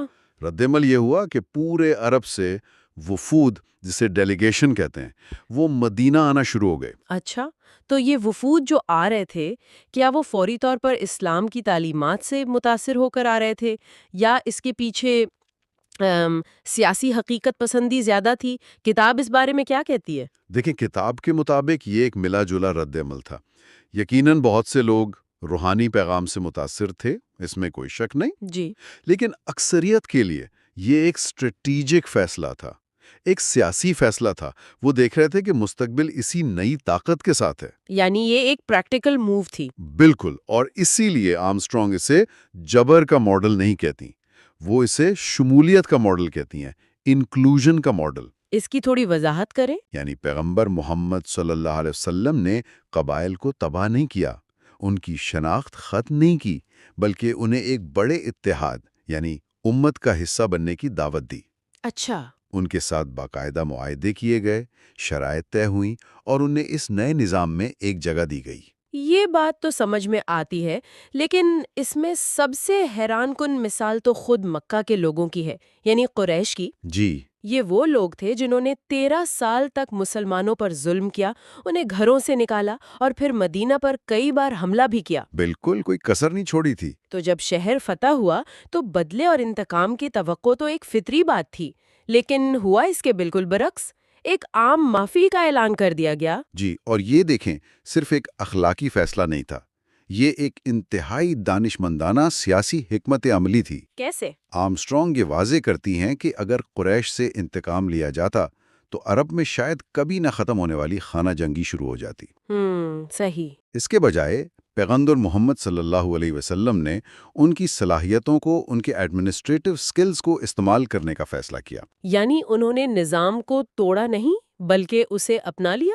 بالکل، اسے اپنا لیا اور اس میں اپنے لوگوں کو شامل کر لیا۔ مکہ کا پرانا انتظامی ڈھانچہ تقریباً ویسے ہی برقرار رکھا گیا۔ اور جو بڑے بڑے مخالفین تھے جیسے ابو سفیان، ہاں، ابو سفیان جیسے دیرینہ اور سخت ترین مخالفین کو نہ صرف معاف کیا گیا بلکہ انہیں بڑے بڑے تحائف اور عہدے بھی دیے گئے۔ یہیں پر مجھے ایک سوال پوچھنا ہے۔ یہ حکمت عملی سمجھ میں آتی ہے، لیکن کیا کتاب میں اس بات کا کوئی ذکر ہے کہ ان مسلمانوں کا رد عمل کیا تھا جنہوں نے سالوں تک انہی لوگوں کے ہاتھوں ظلم سہا تھا؟ بہت اہم نکتہ ہے یہ۔ کیا ان کے لیے یہ معافی قبول کرنا آسان تھا؟ یقیناً کچھ لوگوں کے دل میں یہ خیال تو آیا ہوگا کہ ہمارے دشمنوں کو نوازا جا رہا ہے۔ جی ہاں، بالکل آیا، اور کتاب اس کشمکش کا ذکر کرتی ہے۔ حنین کی جنگ کے بعد جب مال غنیمت تقسیم ہوا تو اس کا ایک بڑا حصہ انہی نئے مسلمانوں یعنی قریش کے سرداروں کو دیا گیا۔ اچھا۔ اس پر مدینہ کے انصار، جنہوں نے ہر مشکل وقت میں ساتھ دیا تھا، ان میں سے کچھ نوجوانوں نے شکایت کی۔ تو اس شکایت کو کیسے ہینڈل کیا گیا؟ تب پیغمبر محمد صلی اللہ علیہ وسلم نے انہیں جمع کیا اور ایک بہت ہی جذباتی بات کہی۔ انہوں نے کہا، کیا تم اس بات پر راضی نہیں کہ لوگ اونٹ اور بکریاں لے کر جائیں اور تم اپنے ساتھ اللہ کے رسول کو لے کر جاؤ؟ یہ سن کر وہ لوگ رونے لگے اور اپنی غلطی تسلیم کر لی۔ آرمسٹرانگ کے مطابق اس کا مقصد یہ واضح کرنا تھا کہ ریاست کو مستحکم کرنے کے لیے بعض اوقات ایسے فیصلے کرنے پڑتے ہیں جو ذاتی جذبات پر بھاری ہوتے ہیں۔ یعنی ذاتی زخموں پر اجتماعی مفاد کو ترجیح دی گئی۔ قریش کو ساتھ ملانا امت کے وسیع تر مفاد میں تھا۔ بالکل۔ یہ تو بیرونی دشمنوں کی بات ہوئی۔ مدینہ کے اندر بھی تو ایک گروہ موجود تھا جو مسلسل مسائل پیدا کر رہا تھا، جنہیں منافقین کہا جاتا ہے۔ جی۔ ان کے ساتھ کیا معاملہ ہوا؟ جی، اور یہ کوئی بیرونی دشمن نہیں تھے، یہ مدینہ کے معاشرے کا حصہ تھے جو بظاہر اسلام قبول کر چکے تھے لیکن اندر سے نظام کو کمزور کر رہے تھے۔ ایک طرح کا پانچواں کالم؟ بالکل، ففتھ کالم، جو کسی بھی نئی ریاست کے لیے بیرونی دشمن سے زیادہ خطرناک ہوتا ہے۔ ان کے رہنما عبداللہ ابن ابی تھے۔ تو ان سے کیسے نمٹا گیا؟ ان کے ساتھ کبھی براہ راست تصادم کا، کانفرنٹیشن کا راستہ اختیار نہیں کیا گیا۔ حکمت عملی یہ تھی کہ جیسے جیسے مسلمانوں کی پوزیشن مضبوط ہوتی گئی، ان کا اثر و رسوخ خود بخود کم ہوتا گیا۔ تو ان سے نمٹنے کی حکمت عملی طاقت نہیں تھی؟ نہیں، حکمت عملی صبر اور نظر انداز کرنے کی تھی۔ ایک بہت اہم واقعہ ہوا تبوک کی مہم کے موقع پر، جب انہوں نے جنگ سے بچنے کے لیے جھوٹے بہانے بنائے۔ جی۔ تو واپسی پر ان سے کوئی انتقام نہیں لیا گیا، بلکہ کچھ عرصے کے لیے ان کا سماجی بائیکاٹ کر دیا گیا۔ Social boycott? جی، اور عرب معاشرے میں سماجی بائیکاٹ ایک بہت بڑی سزا تھی۔ اس دباؤ نے ان کی کمر توڑ دی۔ لیکن یہاں بھی آخر میں مصالحت ہی نظر آتی ہے۔ جی، اور یہی حتمی پیغام تھا۔ کتاب میں ذکر ہے کہ جب عبداللہ ابن ابی کا انتقال ہوا تو اس کی تمام زندگی کی مخالفت کے باوجود پیغمبر محمد صلی اللہ علیہ وسلم خود اس کے جنازے میں شریک ہوئے اور اس کے لیے دعا کی۔ یہ تو بہت بڑی بات ہے۔ یہ اس بات کا اعلان تھا کہ اندرونی اختلافات کو بھی آخر کار معافی اور احترام کے ذریعے ہی ختم کیا جانا ہے۔ تو 10 سال کے مختصر عرصے میں عرب متحد ہو گیا، لیکن اصل چیلنج تو یہ تھا کہ اس اتحاد کو صرف تلوار یا معاہدوں کے زور پر نہیں بلکہ دلوں میں کیسے قائم کیا جائے، صحیح، ایک مشترک شناخت کیسے بنائی جائے۔ میرا خیال ہے کہ اس کا جواب ہمیں ہمارے اگلے موضوع میں ملتا ہے۔ بالکل، اس کا جواب ایک ایسے عظیم الشان اجتماع میں ملا جس کی مثال عرب کی تاریخ میں نہیں ملتی، الوداعی حج۔ سن 632 میں جب پیغمبر محمد صلی اللہ علیہ وآلہ وسلم کو احساس ہوا کہ ان کا وقت قریب ہے تو انہوں نے حج کی قیادت کرنے کا اعلان کیا۔ یہ خبر تو پورے عرب میں جنگل کی آگ کی طرح پھیل گئی ہوگی۔ یقیناً۔ اس کا ماحول کیسا تھا؟ آرمسٹرانگ اسے آپ صلی اللہ علیہ وسلم کے مشن کی تکمیل ایک طرح کی گریجویشن تقریب کے طور پر پیش کرتی ہیں۔ اچھا، ذرا تصور کریں، 1,00,000 سے زیادہ لوگ جو مختلف قبائل سے تعلق رکھتے تھے، جن کے باپ دادا ایک دوسرے کے خون کے پیاسے تھے، جی، اب سب ایک ساتھ ایک مقصد کے لیے مکہ کی طرف روان دواں ہیں۔ یہ بذات خود ایک معجزے سے کم نہیں تھا۔ یہ نئے متحدہ عرب کا پہلا عظیم الشان مظاہرہ تھا، بالکل، اور اس کا سب سے طاقتور پہلو بصری تھا۔ سب نے اپنی قبائلی پوشاکیں اتار کر احرام کے 2 سفید ان سلے کپڑے پہن لیے تھے، جی، یعنی کوئی فرق نہیں رہا۔ کوئی فرق نہیں۔ بادشاہ اور غلام، امیر اور غریب، سب ایک جیسے نظر آ رہے تھے۔ یہ مساوات کا ایک زندہ اور چلتا پھرتا ثبوت تھا۔ یہاں جو بات مجھے سب سے زیادہ دلچسپ لگتی ہے وہ یہ ہے کہ پرانی صدیوں پرانی رسومات کو ختم نہیں کیا گیا بلکہ ان کا مطلب بدل دیا گیا۔ جی، یہ ایک ذہین حکمت عملی تو ہے، لیکن کیا اسے ایک طرح کی ثقافتی اپروپریشن نہیں کہا جا سکتا؟ یعنی پرانی رسومات کو لے کر انہیں ایک نیا اسلامی برانڈ دے دیا گیا۔ آرمسٹرانگ اس کی گہرائی کو کیسے بیان کرتی ہیں؟ یہ ایک بہترین سوال ہے۔ آرمسٹرانگ اسے اپروپریشن کے بجائے ریکانسیکریشن کہتی ہیں۔ ریکانسیکریشن مطلب تقدیس نو؟ جی، یعنی ان رسومات کو ان کی اصل خالص توحیدی شکل میں بحال کرنا۔ ان کا نظریہ یہ ہے کہ یہ رسومات دراصل حضرت ابراہیم علیہ السلام سے چلی آ رہی تھیں، اچھا، لیکن وقت کے ساتھ ساتھ ان میں شرک اور بت پرستی شامل ہو گئی تھی۔ اسلام نے ان پر صرف ایک نیا برانڈ نہیں لگایا بلکہ ان سے بت پرستی کی گرد کو جھاڑ کر انہیں ان کی اصل ابراہیمی روح کے ساتھ دوبارہ زندہ کیا۔ آئیے اس کی کچھ مثالیں دیکھتے ہیں، جیسے کعبہ کا طواف۔ وہ تو پہلے بھی ہوتا تھا۔ طواف پہلے بھی ہوتا تھا، لیکن اس کے ارد گرد 360 بت رکھے ہوتے تھے۔ ہر قبیلہ اپنے دیوتا کی پوجا کرتا تھا۔ اور اب اسے تمام قبائلی دیوتاؤں سے پاک کر کے صرف ایک خدا کے گھر کے گرد اجتماع کی علامت بنا دیا گیا۔ یہ عربوں کو ان کی مقامی روایت سے نکال کر ایک عالمگیر ابراہیمی ورثے سے جوڑنے کا عمل تھا۔ اور صفا اور مروہ کی پہاڑیوں کے درمیان دوڑنا؟ یہ تو ایک بہت ہی مقامی رسم لگتی ہے۔ بالکل، لیکن اسے ایک گہری انسانی اور روحانی کہانی سے جوڑ دیا گیا۔ اسے حضرت ہاجرہ کی اس بے چین دوڑ کی یادگار بنا دیا گیا جو انہوں نے اپنے پیاسے بیٹے اسماعیل علیہ السلام کے لیے پانی کی تلاش میں لگائی تھی۔ بالکل، یہ ایک ماں کی تکلیف، اس کی جدوجہد، اس کی امید اور پھر خدا کی طرف سے زمزم کے چشمے کی صورت میں ملنے والی مدد کی ایک طاقتور علامت بن گئی۔ اس نے ایک خشک رسم کو ایک ایسی کہانی میں بدل دیا جس سے ہر انسان خود کو جوڑ سکتا ہے۔ صحیح۔ اور عرفات کے میدان میں جمع ہونا، جسے حج کا سب سے اہم دن مانا جاتا ہے، آرمسٹرانگ کے مطابق یہ اس نئی امت کے نظریے کا عملی مظہر تھا۔ کہا جاتا ہے کہ یہ وہ جگہ ہے جہاں تمام انسانوں کے بعد آدم علیہ السلام نے خدا سے عہد کیا تھا۔ تو یہ ایک سمبولک جگہ تھی۔ جی، یہاں تمام حاجی، تمام سماجی اور نسلی تفریق مٹا کر ایک ہی لباس میں ایک ساتھ کھڑے ہو کر دعا کرتے ہیں۔ یہ اس بات کا اعلان تھا کہ خدا کے سامنے سب برابر ہیں۔ یہ پوری انسانیت کے اتحاد کی علامت تھی۔ یہ نظریہ تھا اور عرفات کا میدان اس نظریے کی عملی تصویر تھا۔ بالکل صحیح۔ اور منا میں شیطان کو کنکریاں مارنا اور پھر قربانی، ان کے کیا معنی بیان کیے گئے؟ دیکھیں، کنکریاں مارنے کا عمل اس اندرونی جدوجہد یعنی جہاد اکبر کی علامت بن لیا۔ جہاد اکبر سے کیا مراد ہے؟ وہ جنگ جو ہر انسان کو اپنے نفس کی برائیوں اور بیرونی ٹیمپٹیشن یعنی بہکاوے کے خلاف لڑنی پڑتی ہے۔ یہ یاد دہانی ہے کہ ایمان کا راستہ مسلسل کوشش کا نام ہے۔ اور قربانی؟ اور قربانی کا عمل حضرت ابراہیم علیہ السلام کی اس عظیم قربانی کی یاد میں تھا جب وہ خدا کے حکم پر اپنے بیٹے کو قربان کرنے کے لیے تیار ہو گئے تھے۔ یہ خدا کے سامنے مکمل سر تسلیم خم کرنے یعنی اسلام کی حتمی علامت تھی۔ تو یہ حج صرف چند رسومات کا مجموعہ نہیں تھا، بلکہ یہ ایک اجتماعی تجربہ تھا جس نے لاکھوں لوگوں کو ایک مشترکہ کہانی، ایک مشترکہ تاریخ اور ایک مشترکہ شناخت کی لڑی میں پرو دیا۔ بالکل۔ اس نے اسلام کے نظریات کو کتابوں سے نکال کر ایک زندہ حقیقت میں ڈھال دیا۔ جی، اور اسی حج کے دوران اسی عظیم الشان اجتماع کے مرکز میں کوہ عرفات کے قریب وہ لمحہ آیا جسے آرمسٹرانگ اس پورے مشن کا نچوڑ قرار دیتی ہیں، آخری خطبہ۔ یہ تاریخ کی مشہور ترین تقریروں میں سے ایک ہے۔ اسے مسلم دنیا کے لیے ایک طرح کا میگنا کارٹا سمجھا جاتا ہے۔ جی، ایک فاؤنڈیشنل ڈاکیومنٹ۔ آرمسٹرانگ کے مطابق اس خطبے کے وہ بنیادی نکات کیا تھے جنہوں نے اسے اتنا انقلابی بنا دیا؟ یہ خطبہ آنے والی مسلم امت کے لیے ایک اخلاقی، سماجی اور قانونی منشور۔ جی۔ اس کا سب سے پہلا اور بنیادی موضوع تھا انصاف۔ انصاف؟ جی، خاص طور پر پرانی دشمنیوں کا خاتمہ۔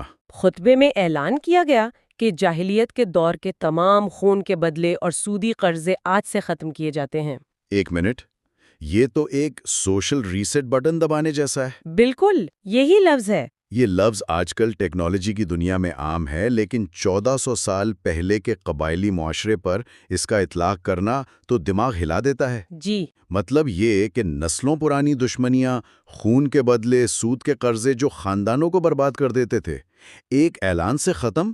یہ تو پورے سماجی ڈھانچے کو جڑ سے اکھاڑ کر دوبارہ بنانے کے مترادف تھا۔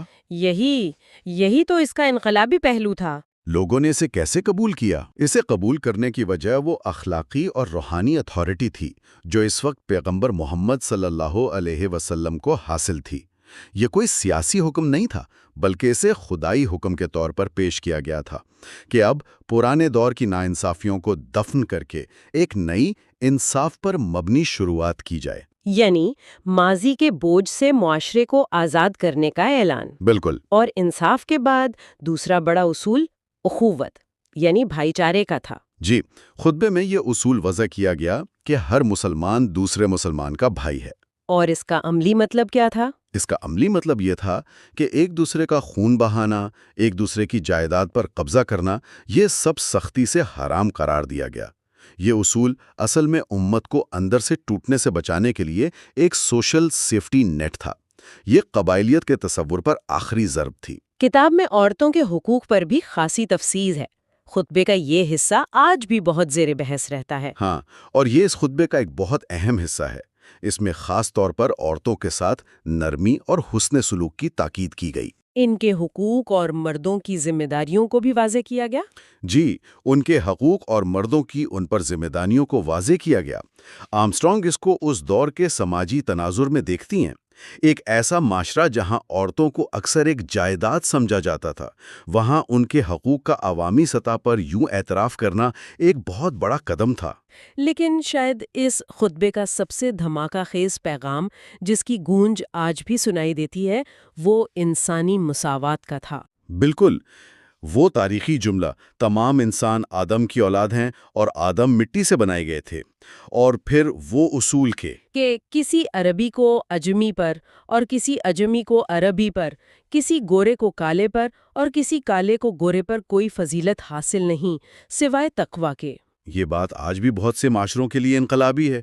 اس وقت کے شدید قبائلی اور نسلی تفاخر کے ماحول میں تو یہ ناقابل تصور ہوگی۔ بالکل، اس نے تو عزت اور شرافت کا پورا پیمانہ ہی بدل دیا۔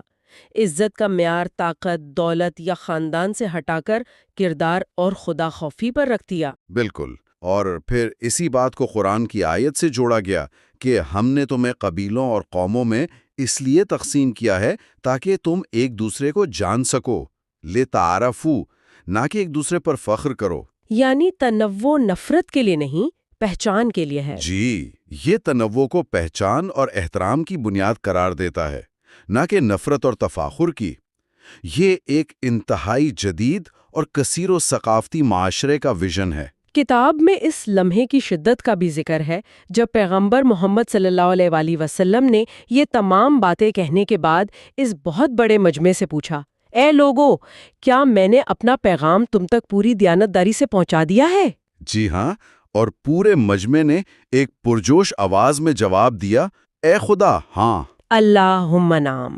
لیکن آرمسٹرانگ اس سوال کو صرف ایک سوال نہیں سمجھتی۔ نہیں، وہ اسے ایک گہری انسانی اپیل کے طور پر دیکھتی ہیں۔ یہ ایک فاتح کا اعلان نہیں ہے، بلکہ اس میں ایک تشویش چھپی ہے۔ ایک لمحے کے لیے رک کر اس سوال کی گہرائی کو سوچیں۔ اپنی زندگی کا پورا مشن مکمل کرنے کے بعد لاکھوں کے مجمع کے سامنے یہ پوچھنا، اس میں ایک بہت گہری انسانی تشویش اور عاجزی چھپی ہے۔ ایسا کیوں؟ آرمسٹرانگ کا تجزیہ یہ ہے کہ پیغمبر محمد صلی اللہ علیہ وآلہ وسلم جانتے تھے کہ تمام لوگوں نے ان کے ویژن کو پوری طرح نہیں سمجھا ہے۔ وہ جانتے تھے کہ قبائلی عصبیت، لالچ اور پرانی عادتیں اتنی آسانی سے ختم نہیں ہوں گی۔ تو وہ فکر مند تھے؟ وہ شاید یہ سوچ رہے تھے کہ کیا ان کی تمام کوششیں رائیگاں تو نہیں جائیں گی؟ کیا یہ امت ان بلند و بالا اصولوں پر قائم رہ پائے گی؟ یعنی یہ سوال ان کی اس گہری تشویش کی عکاسی کرتا ہے کہ یہ عظیم نظریات عملی زندگی میں کیسے نافذ ہوں گے۔ بالکل، یہ ایک بانی کی وہ فطری فکر تھی جو وہ اپنی میراث کے مستقبل کے بارے میں رکھتا ہے۔ تو آج ہم نے دیکھا کہ کس طرح مکہ کی فتح کے بعد ایک دانشمندانہ اور مصالحانہ پالیسی کے ذریعے عرب کو سیاسی طور پر متحد کیا گیا۔ جی۔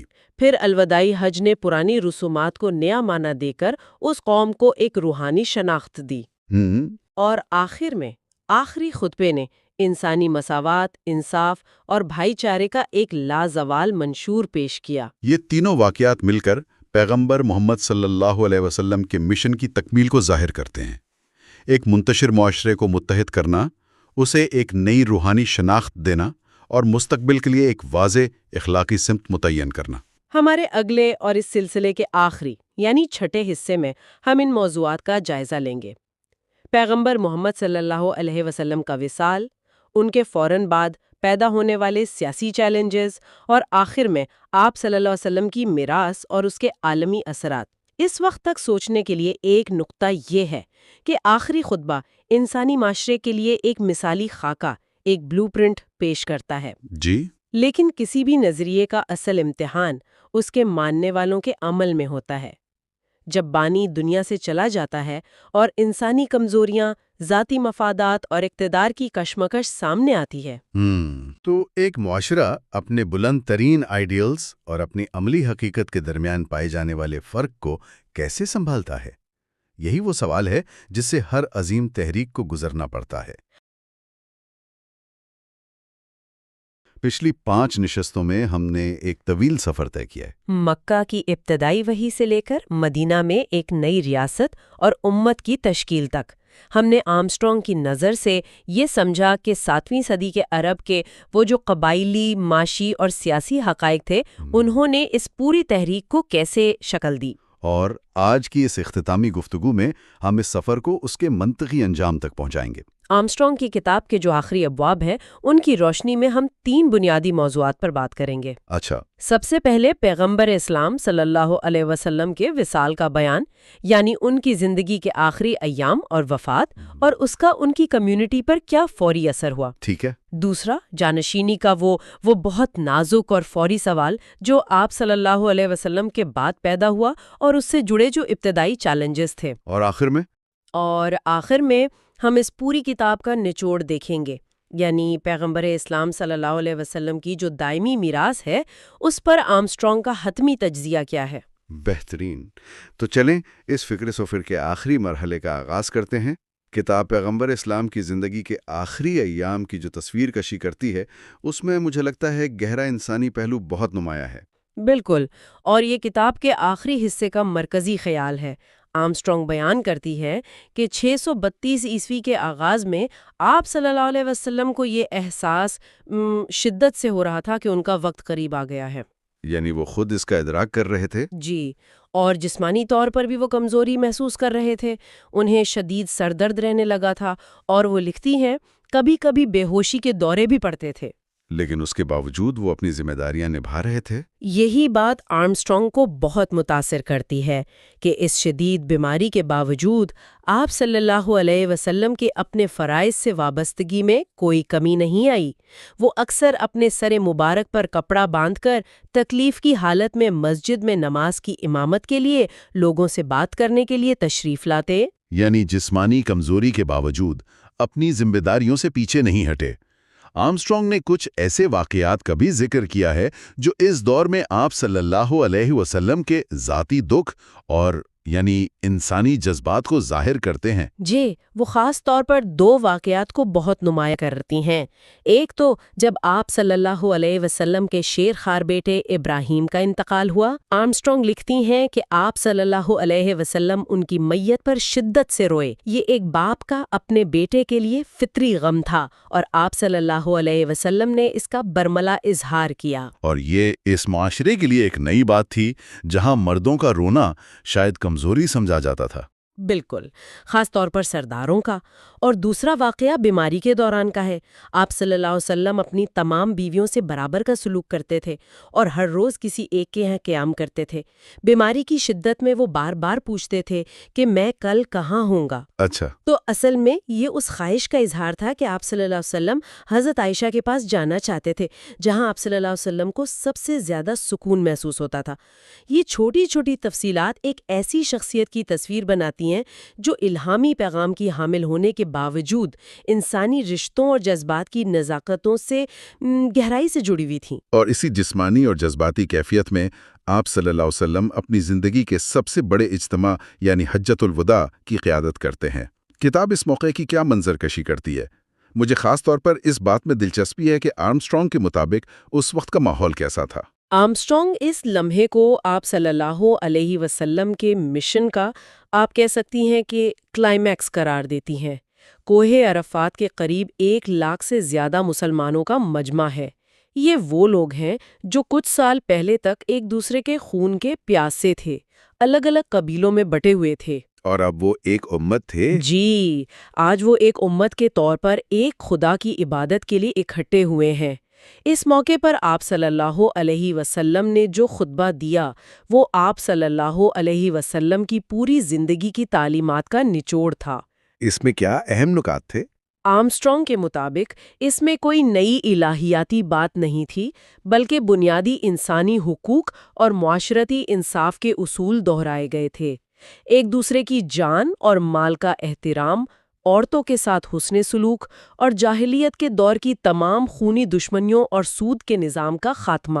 اور اس خطبے کا ایک حصہ ایسا ہے جو آرمسٹرانگ کو سب سے زیادہ متاثر کرتا ہے۔ وہ ایک سوال ہے۔ جی، وہ ایک انتہائی طاقتور لمحہ ہے۔ خطبے کے آخر میں آپ صلی اللہ علیہ وسلم مجمع سے پوچھتے ہیں، اے لوگوں، کیا میں نے اپنا پیغام ایمانداری سے تم تک پہنچا دیا؟ اور ہر طرف سے ایک ہی آواز گونجتی ہے، اللہم نام، یعنی اے اللہ ہاں۔ اور وہ یہ سوال دہراتے ہیں؟ جی، وہ یہ سوال 3 بار دہراتے ہیں اور ہر بار وہی جواب آتا ہے۔ آرمسٹرانگ اس لمحے کو a touchingly human plea for reassurance کہتی ہیں۔ اس کا مطلب کیا ہے اگر ہم اسے آسان زبان میں سمجھیں؟ یعنی یہ ایک دل کو چھو لینے والی انسانی التجا تھی، جیسے کوئی شخص اپنی پوری زندگی کی محنت کے بعد آخر میں اپنی کمیونٹی سے، اپنے لوگوں سے پوچھ رہا ہو، کیا میں نے اپنا کام ٹھیک سے کیا؟ کیا میں اپنی ذمہ داری نبھانے میں کامیاب رہا؟ یہ ایک پیغمبر کی طرف سے اپنی کامیابی کی تصدیق کی خواہش تھی، جو ان کی گہری انسانیت کو ظاہر کرتی ہے۔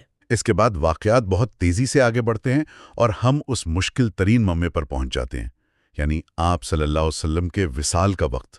یہ خبر کمیونٹی کے لیے مجھے لگتا ہے ایک زلزلے کی طرح آئی ہوگی۔ یہ ایک ایسا صدمہ تھا جس کے لیے کوئی ذہنی طور پر تیار نہیں تھا۔ لوگ یہ سوچ بھی نہیں سکتے تھے کہ آپ صلی اللہ علیہ وسلم انہیں چھوڑ کر جا سکتے ہیں۔ آرمسٹرانگ حضرت عائشہ رضی اللہ تعالیٰ عنہا کا قول نقل کرتی ہیں کہ میری کم عمری اور ناتجربہ کاری کی وجہ سے میں سمجھ ہی نہ سکی کہ آپ صلی اللہ علیہ وسلم کا انتقال ہو گیا ہے۔ جب یہ خبر مسجد نبوی تک پہنچی تو ایک کہرام مچ گیا، لوگوں کو یقین ہی نہیں آیا۔ خاص طور پر حضرت عمر کا رد عمل بہت شدید تھا۔ آرمسٹرانگ اسے ہسٹیریا سے تعبیر کرتی ہیں۔ یہ بہت مضبوط لفظ ہے۔ وہ اس کی کیا تشریح کرتی ہیں؟ جی، حضرت عمر جو اپنی مضبوطی اور غیر متزلزل شخصیت کے لیے مشہور تھے، وہ اس حقیقت کو قبول کرنے سے بالکل انکاری تھے۔ انہوں نے اپنی تلوار نکال لی اور کہا کہ جو کوئی یہ کہے گا کہ محمد کا انتقال ہو گیا، میں اس کا سر قلم کر دوں گا۔ آرمسٹرانگ کے مطابق یہ صرف ایک جذباتی رد عمل نہیں تھا، بلکہ اس کے پیچھے ایک خوف تھا، ایک گہرا خوف۔ حضرت عمر کو لگا کہ اگر پیغمبر نہیں رہے تو یہ نئی امت، یہ نازک اتحاد فوراً بکھر جائے گا۔ اچھا، تو یہ امت کے مستقبل کا خوف تھا؟ بالکل، ان کا خیال تھا کہ آپ صلی اللہ علیہ وسلم کی روح صرف عارضی طور پر جسم سے نکلی ہے، جیسے حضرت موسیٰ علیہ السلام کوہ طور پر 40 دن کے لیے گئے تھے اور آپ صلی اللہ علیہ وسلم ضرور واپس آئیں گے۔ یہ شدید صدمے اور خوف کی ایک ملی جلی کیفیت تھی جسے آرمسٹرانگ نے ہسٹیریا کہا ہے، یعنی ایک ایسا شدید جذباتی ابھال جس میں انسان حقیقت سے اپنا ناتا توڑ لے۔ اس انتہائی جذباتی اور افراتفری کے عالم میں جب کمیونٹی کا سب سے مضبوط ستون بھی ٹوٹتا نظر آ رہا تھا، تب حضرت ابوبکر رضی اللہ تعالیٰ عنہ نے صورتحال کو سنبھالا۔ ان کا کردار یہاں فیصلہ کن نظر آتا ہے۔ بلا شبہ وہ لمحہ تاریخ کے فیصلہ کن ترین لمحات میں سے ایک تھا۔ حضرت ابوبکر اس وقت مدینہ سے باہر تھے۔ جیسے ہی انہیں اطلاع ملی وہ واپس آئے، سیدھے حضرت عائشہ رضی اللہ تعالیٰ عنہ کے حجرے میں گئے، آپ صلی اللہ علیہ وسلم کے چہرے سے کپڑا ہٹایا، آپ کو بوسہ دیا اور پھر مسجد میں جمع ہوئے ہجوم سے خطاب کیا۔ اور ان کے الفاظ نے سب کچھ بدل دیا۔ ان کے الفاظ نے تاریخ کا دھارا بدل دیا۔ انہوں نے انتہائی پرسکون اور مضبوط لہجے میں کہا، اے لوگو، اگر کوئی تم میں سے محمد صلی اللہ علیہ وسلم کی عبادت کرتا تھا تو جان لے کہ محمد صلی اللہ علیہ وسلم کا انتقال ہو گیا ہے، اور اگر کوئی خدا کی عبادت کرتا ہے تو خدا زندہ ہے اور اسے کبھی موت نہیں آئے گی۔ یہ تو سیدھا اسلام کے بنیادی پیغام یعنی توحید کی طرف واپسی تھی۔ بالکل، شخصیت پرستی سے ہٹ کر اصول کی طرف۔ اور پھر انہوں نے قرآن کی آیت بھی پڑھی۔ جی، اپنے اس نقطے کو مزید مضبوط کرنے کے لیے انہوں نے قرآن کی وہ آیت تلاوت کی جو جنگ احد کے بعد اس وقت نازل ہوئی تھی جب آپ صلی اللہ علیہ وسلم کی شہادت کی جھوٹی خبر پھیل گئی تھی۔ محمد صلی اللہ علیہ وسلم صرف ایک رسول ہیں، ان سے پہلے بھی بہت سے رسول گزر چکے ہیں۔ کیا اگر وہ وفات پا جائیں یا قتل کر دیے جائیں تو تم الٹے پاؤں پھر جاؤ گے؟ اور لوگوں پر اس کا کیا اثر ہوا؟ آرمسٹرانگ لکھتی ہیں کہ لوگوں پر اس آیت کا ایسا اثر ہوا جیسے وہ اسے زندگی میں پہلی بار سن رہے ہوں۔ اس نے انہیں جھنجھوڑ کر رکھ دیا۔ یہاں تک کہ حضرت عمر رضی اللہ تعالیٰ عنہ پر بھی اس کا گہرا اثر ہوا۔ جی، حضرت عمر رضی اللہ تعالیٰ عنہ خود بیان کرتے ہیں کہ جب میں نے ابو بکر رضی اللہ تعالیٰ عنہ کو یہ آیت پڑھتے سنا تو میں سکتے میں آ گیا، میری ٹانگوں نے میرا ساتھ چھوڑ دیا اور میں زمین پر گر پڑا، یہ جانتے ہوئے کہ رسول اللہ صلی اللہ علیہ وآلہ وسلم واقعی وفات پا چکے ہیں۔ یہ لمحہ اس بحران کو ختم کرنے اور امت کو واپس حقیقت کی طرف لانے کے لیے کلیدی تھا۔ اور یہ اس بات کی بھی یاد دہانی تھی کہ اسلام کی بنیاد کسی فانی شخصیت پر نہیں بلکہ لافانی خدا کے پیغام پر ہے۔ بالکل، پیغمبر کی بشریت پر زور دینا دراصل توحید کے پیغام کو بچانا تھا۔ اور ابو بکر کا یہ کردار اس بات کی بنیاد رکھتا ہے کہ آگے کیا ہونے والا تھا۔ اس لمحے میں قیادت فراہم کرنے نے انہیں اگلے رہنما کے طور پر ایک قدرتی امیدوار بنا دیا، لیکن اس نے ایک بہت بڑا خلا بھی چھوڑ دیا۔ جب پیغمبر خود موجود نہ ہوں تو قیادت کا سوال سب سے پہلے ذہن میں آتا ہے۔ آرمسٹرانگ اس بحران کو کیسے دیکھتی ہیں؟ آرمسٹرانگ لکھتی ہیں کہ پیغمبر صلی اللہ علیہ وآلہ وسلم کی وفات نے ان دراروں کو مزید گہرا کر دیا جو کمیونٹی کے اندر پہلے سے موجود تھیں۔ جیسے حدیبیہ کے موقع پر ہم نے دیکھا تھا، وسلم کے فیصلے سے متفق نہیں تھے، لیکن آپ صلی اللہ علیہ وسلم کی موجودگی میں حتمی فیصلہ آپ کا ہوتا تھا۔ اب جب وہ موجود نہیں تھے تو یہ اختلافات کھل کر سامنے آ گئے۔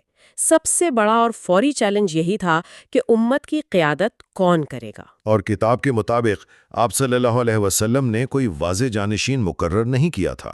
نہیں، آرمسٹرانگ واضح کرتی ہیں کہ آپ صلی اللہ علیہ وسلم نے جان بوجھ کر کسی کو اپنا جانشین نامزد نہیں کیا تھا، کیونکہ عربوں میں موروثی جانشینی کا کوئی مضبوط تصور نہیں تھا اور وہ چاہتے تھے کہ کمیونٹی خود اپنے لیے فیصلہ کرے۔ اور اسی بحران میں سے حضرت ابو بکر رضی اللہ تعالیٰ عنہ کا بطور پہلے خلیفہ یعنی جانشین انتخاب عمل میں آیا۔ جی، مدینہ کے انصار اور مکہ کے مہاجرین کے درمیان ایک طویل اور پیچیدہ بحث کے بعد بالآخر حضرت ابو بکر رضی اللہ تعالیٰ عنہ کی شخصیت پر اتفاق رائے ہو گیا۔ ان کے بعد حضرت عمر رضی اللہ تعالیٰ عنہ، حضرت عثمان رضی اللہ تعالیٰ عنہ اور حضرت علی رضی اللہ تعالیٰ عنہ نے قیادت سنبھالی، جنہیں تاریخ میں خلفائے راشدین کہا جاتا ہے۔ لیکن آرمسٹرانگ یہاں ایک بہت اہم نقطہ اٹھاتی ہیں۔ وہ کہتی ہیں کہ یہ جو ابتدائی اختلافات تھے یہ بنیادی طور پر سیاسی نوعیت کے تھے۔ جی، یہ بہت اہم نقطہ ہے۔ وہ کہتی ہیں کہ جانشینی کے یہ ابتدائی چیلنجز اور اختلافات، جنہیں بعد میں شیعہ سنی تقسیم کی بنیاد سمجھا گیا، اپنے آغاز میں بنیادی طور پر سیاسی نوعیت کے تھے، نہ کہ مذہبی یا الہیاتی۔ اس کی تھوڑی وضاحت کریں کہ سیاسی نوعیت سے یہاں کیا مراد ہے؟ کیا آرمسٹرانگ یہ کہہ رہی ہیں کہ اس میں مذہب کا کوئی کردار تھا ہی نہیں؟ نہیں، ان کا مطلب یہ نہیں کہ مذہب کا کردار نہیں تھا، بلکہ یہ کہ بحث کے بنیادی سوالات سیاسی تھے۔ مثال کے طور پر بحث اس پر نہیں تھی کہ قرآن کی تشریح کیا ہے یا نماز کیسے پڑھنی ہے۔ اچھا، بحث اس پر تھی کہ ایک منصفانہ اسلامی معاشرہ کیسا ہونا چاہیے، اس معاشرے کی قیادت کس قسم کے انسان کو کرنی چاہیے، کیا رہنما کا تعلق قریش سے ہونا لازمی ہے، اس کا انتخاب کیسے ہوگا، اس کے اختیارات کیا ہوں گے۔ مطلب یہ سب حکومت، انتظامیہ اور سیاسی ڈھانچے سے متعلق سوالات تھے۔ بالکل، مذہب اس کا فریم ورک تھا، لیکن جھگڑا سیاسی طاقت اور سماجی انصاف کے تصورات پر تھا۔ قیادت کے اس اندرونی سوال کے علاوہ ایک بہت بڑا بیرونی چیلنج بھی فوراً سامنے آ گیا، جسے ردہ کی جنگیں یا وارز آف اپوسٹسی کہا جاتا ہے۔ لیکن آرمسٹرانگ اس کی بھی ایک مختلف تشریح پیش کرتی ہیں۔ جی، وہ اسے محض مذہبی بغاوت نہیں سمجھتی۔ تو پھر یہ کیا تھا؟ بالکل نہیں، وہ کہتی ہیں کہ یہ سمجھنا ایک تاریخی غلطی ہوگی کہ یہ تمام قبائل اسلام سے منحرف یا مرتد ہو گئے تھے۔ حقیقت یہ ہے کہ بہت سے بدو قبائل نے، جو مدینہ سے دور صحرا میں رہتے تھے، قرآن کے گہرے روحانی اور اخلاقی پیغام کو کبھی پوری طرح سمجھا ہی نہیں تھا۔ ان کے لیے یہ ایک سیاسی معاہدہ تھا۔ انہیں زکوٰۃ دیتے تھے۔ ان کے قبائلی نظام میں جب ایک سردار مر جاتا تھا تو اس کے ساتھ کیے گئے تمام معاہدے ختم ہو جاتے تھے۔ تو جب آپ صلی اللہ علیہ وسلم کا انتقال ہوا تو انہوں نے مدینہ کی مرکزی حکومت کو زکوٰۃ دینے سے انکار کر دیا اور علیحدگی اختیار کر لی۔ تو یہ بغاوت بنیادی طور پر سیاسی تھی، مدینہ کی اتھارٹی کو چیلنج کرنے کے لیے؟ جی، یہ مدینہ کی نئی ریاست کے خلاف ایک سیاسی بغاوت تھی۔ حضرت ابو بکر رضی اللہ تعالی عنہ نے اس چیلنج کو بہت سختی سے لیا۔ ان کا ماننا تھا کہ اگر ان قبائل کو الگ ہونے کی اجازت دی گئی تو عرب ایک بار پھر انتشار کا شکار ہو جائے گا اور پیغمبر کا مشن ادھورا رہ جائے گا۔ یعنی ان جنگوں کا مقصد عرب کو دوبارہ متحد کرنا تھا۔ جی، ان جنگوں کا مقصد عرب کو دوبارہ ایک سیاسی وحدت میں متحد کرنا تھا۔ یہ اسلام کے سیاسی ڈھانچے کو بچانے کی جنگیں تھیں۔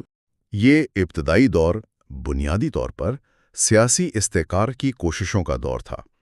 لیکن آرمسٹرانگ یہ بھی کہتی ہیں کہ اسی دور میں امت کے مستقبل پر گہری فکری بحثیں شروع ہوئیں۔ جی، اور یہ بحثیں اسلام کی فکری تاریخ کے لیے بہت اہم ثابت ہوئیں۔ جیسے جیسے ریاست پھیلتی گئی اور دولت آتی گئی، سوالات اٹھے۔ ایک سچا مسلمان حکمراں کیسا ہونا چاہیے؟ کیا وہ بادشاہوں کی طرح عیش و عشرت کی زندگی گزار سکتا ہے؟ کیا وہ پیغمبر اسلام صلی اللہ علیہ وسلم کی سادہ زندگی کے آئیڈیل سے انحراف نہیں کر رہا؟ بالکل۔ اور کیا ایک گناہگار حکمراں کی اطاعت لازمی ہے؟ آرمسٹرانگ ان سیاسی بحثوں کا موازنہ عیسائیت کی تاریخ سے کرتی ہیں۔ وہ کہتی ہیں کہ جس طرح چوتھی اور پانچویں صدی میں عیسائیوں کے لیے سب سے بڑا سوال کرسٹولوجی کا تھا، یعنی عیسیٰ کی ذات اور فطرت کیا تھی، اسی طرح ابتدائی مسلمانوں کے لیے سب سے بڑا سوال ریاست اور قیادت کا تھا۔ بالکل، یعنی ایک اسلامی ریاست کی نوعیت کیا ہونی چاہیے اور اس کا رہنما کیسا ہونا چاہیے۔ یہ اسلام کے سیاسی مزاج کو ظاہر کرتا ہے۔ یہ ایک بہت دلچسپ موازنہ ہے۔ تو اب جبکہ ابتدائی بحرانوں پر قابو پا لیا گیا اور ریاست مستحکم ہو گئی، آئیے اس گفتگو کے آخری اور سب سے اہم حصے کی طرف بڑھتے ہیں۔ اس پوری کہانی اور تجزیے کے بعد آرمسٹرانگ پیغمبر اسلام صلی اللہ علیہ وسلم کی دائمی میراث کا خلاصہ کیسے کرتی ہیں؟ ان کا بنیادی استدلال کیا ہے؟ آرمسٹرانگ کا بنیادی استدلال یہ ہے کہ پیغمبر اسلام صلی اللہ علیہ وسلم کی سب سے بڑی میراث یہ ہے کہ وہ ایک عظیم مصلح، ایک ریفارمر تھے۔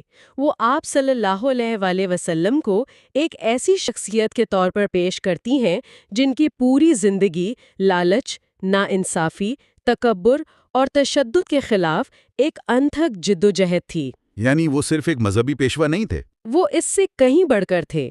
آرمسٹرانگ کے نزدیک آپ صلی اللہ علیہ وآلہ وسلم نے یہ بھانپ لیا تھا کہ عرب ایک تاریخی موڑ پر کھڑا ہے، جہاں پرانا قبائلی نظام، جس کی بنیاد انتقام، غرور اور خود غرضی پر تھی، اب معاشرے کو صرف تباہی کی طرف لے جا سکتا تھا۔ تو ان کا مشن صرف ایک نیا مذہب متعارف کروانا نہیں تھا، بلکہ ایک نیا معاشرتی اور اخلاقی نظام قائم کرنا تھا۔ بالکل، ان کی پوری زندگی ایک جہاد تھی، اور یہاں جہاد سے مراد آرمسٹرانگ کے نزدیک جدوجہد ہے۔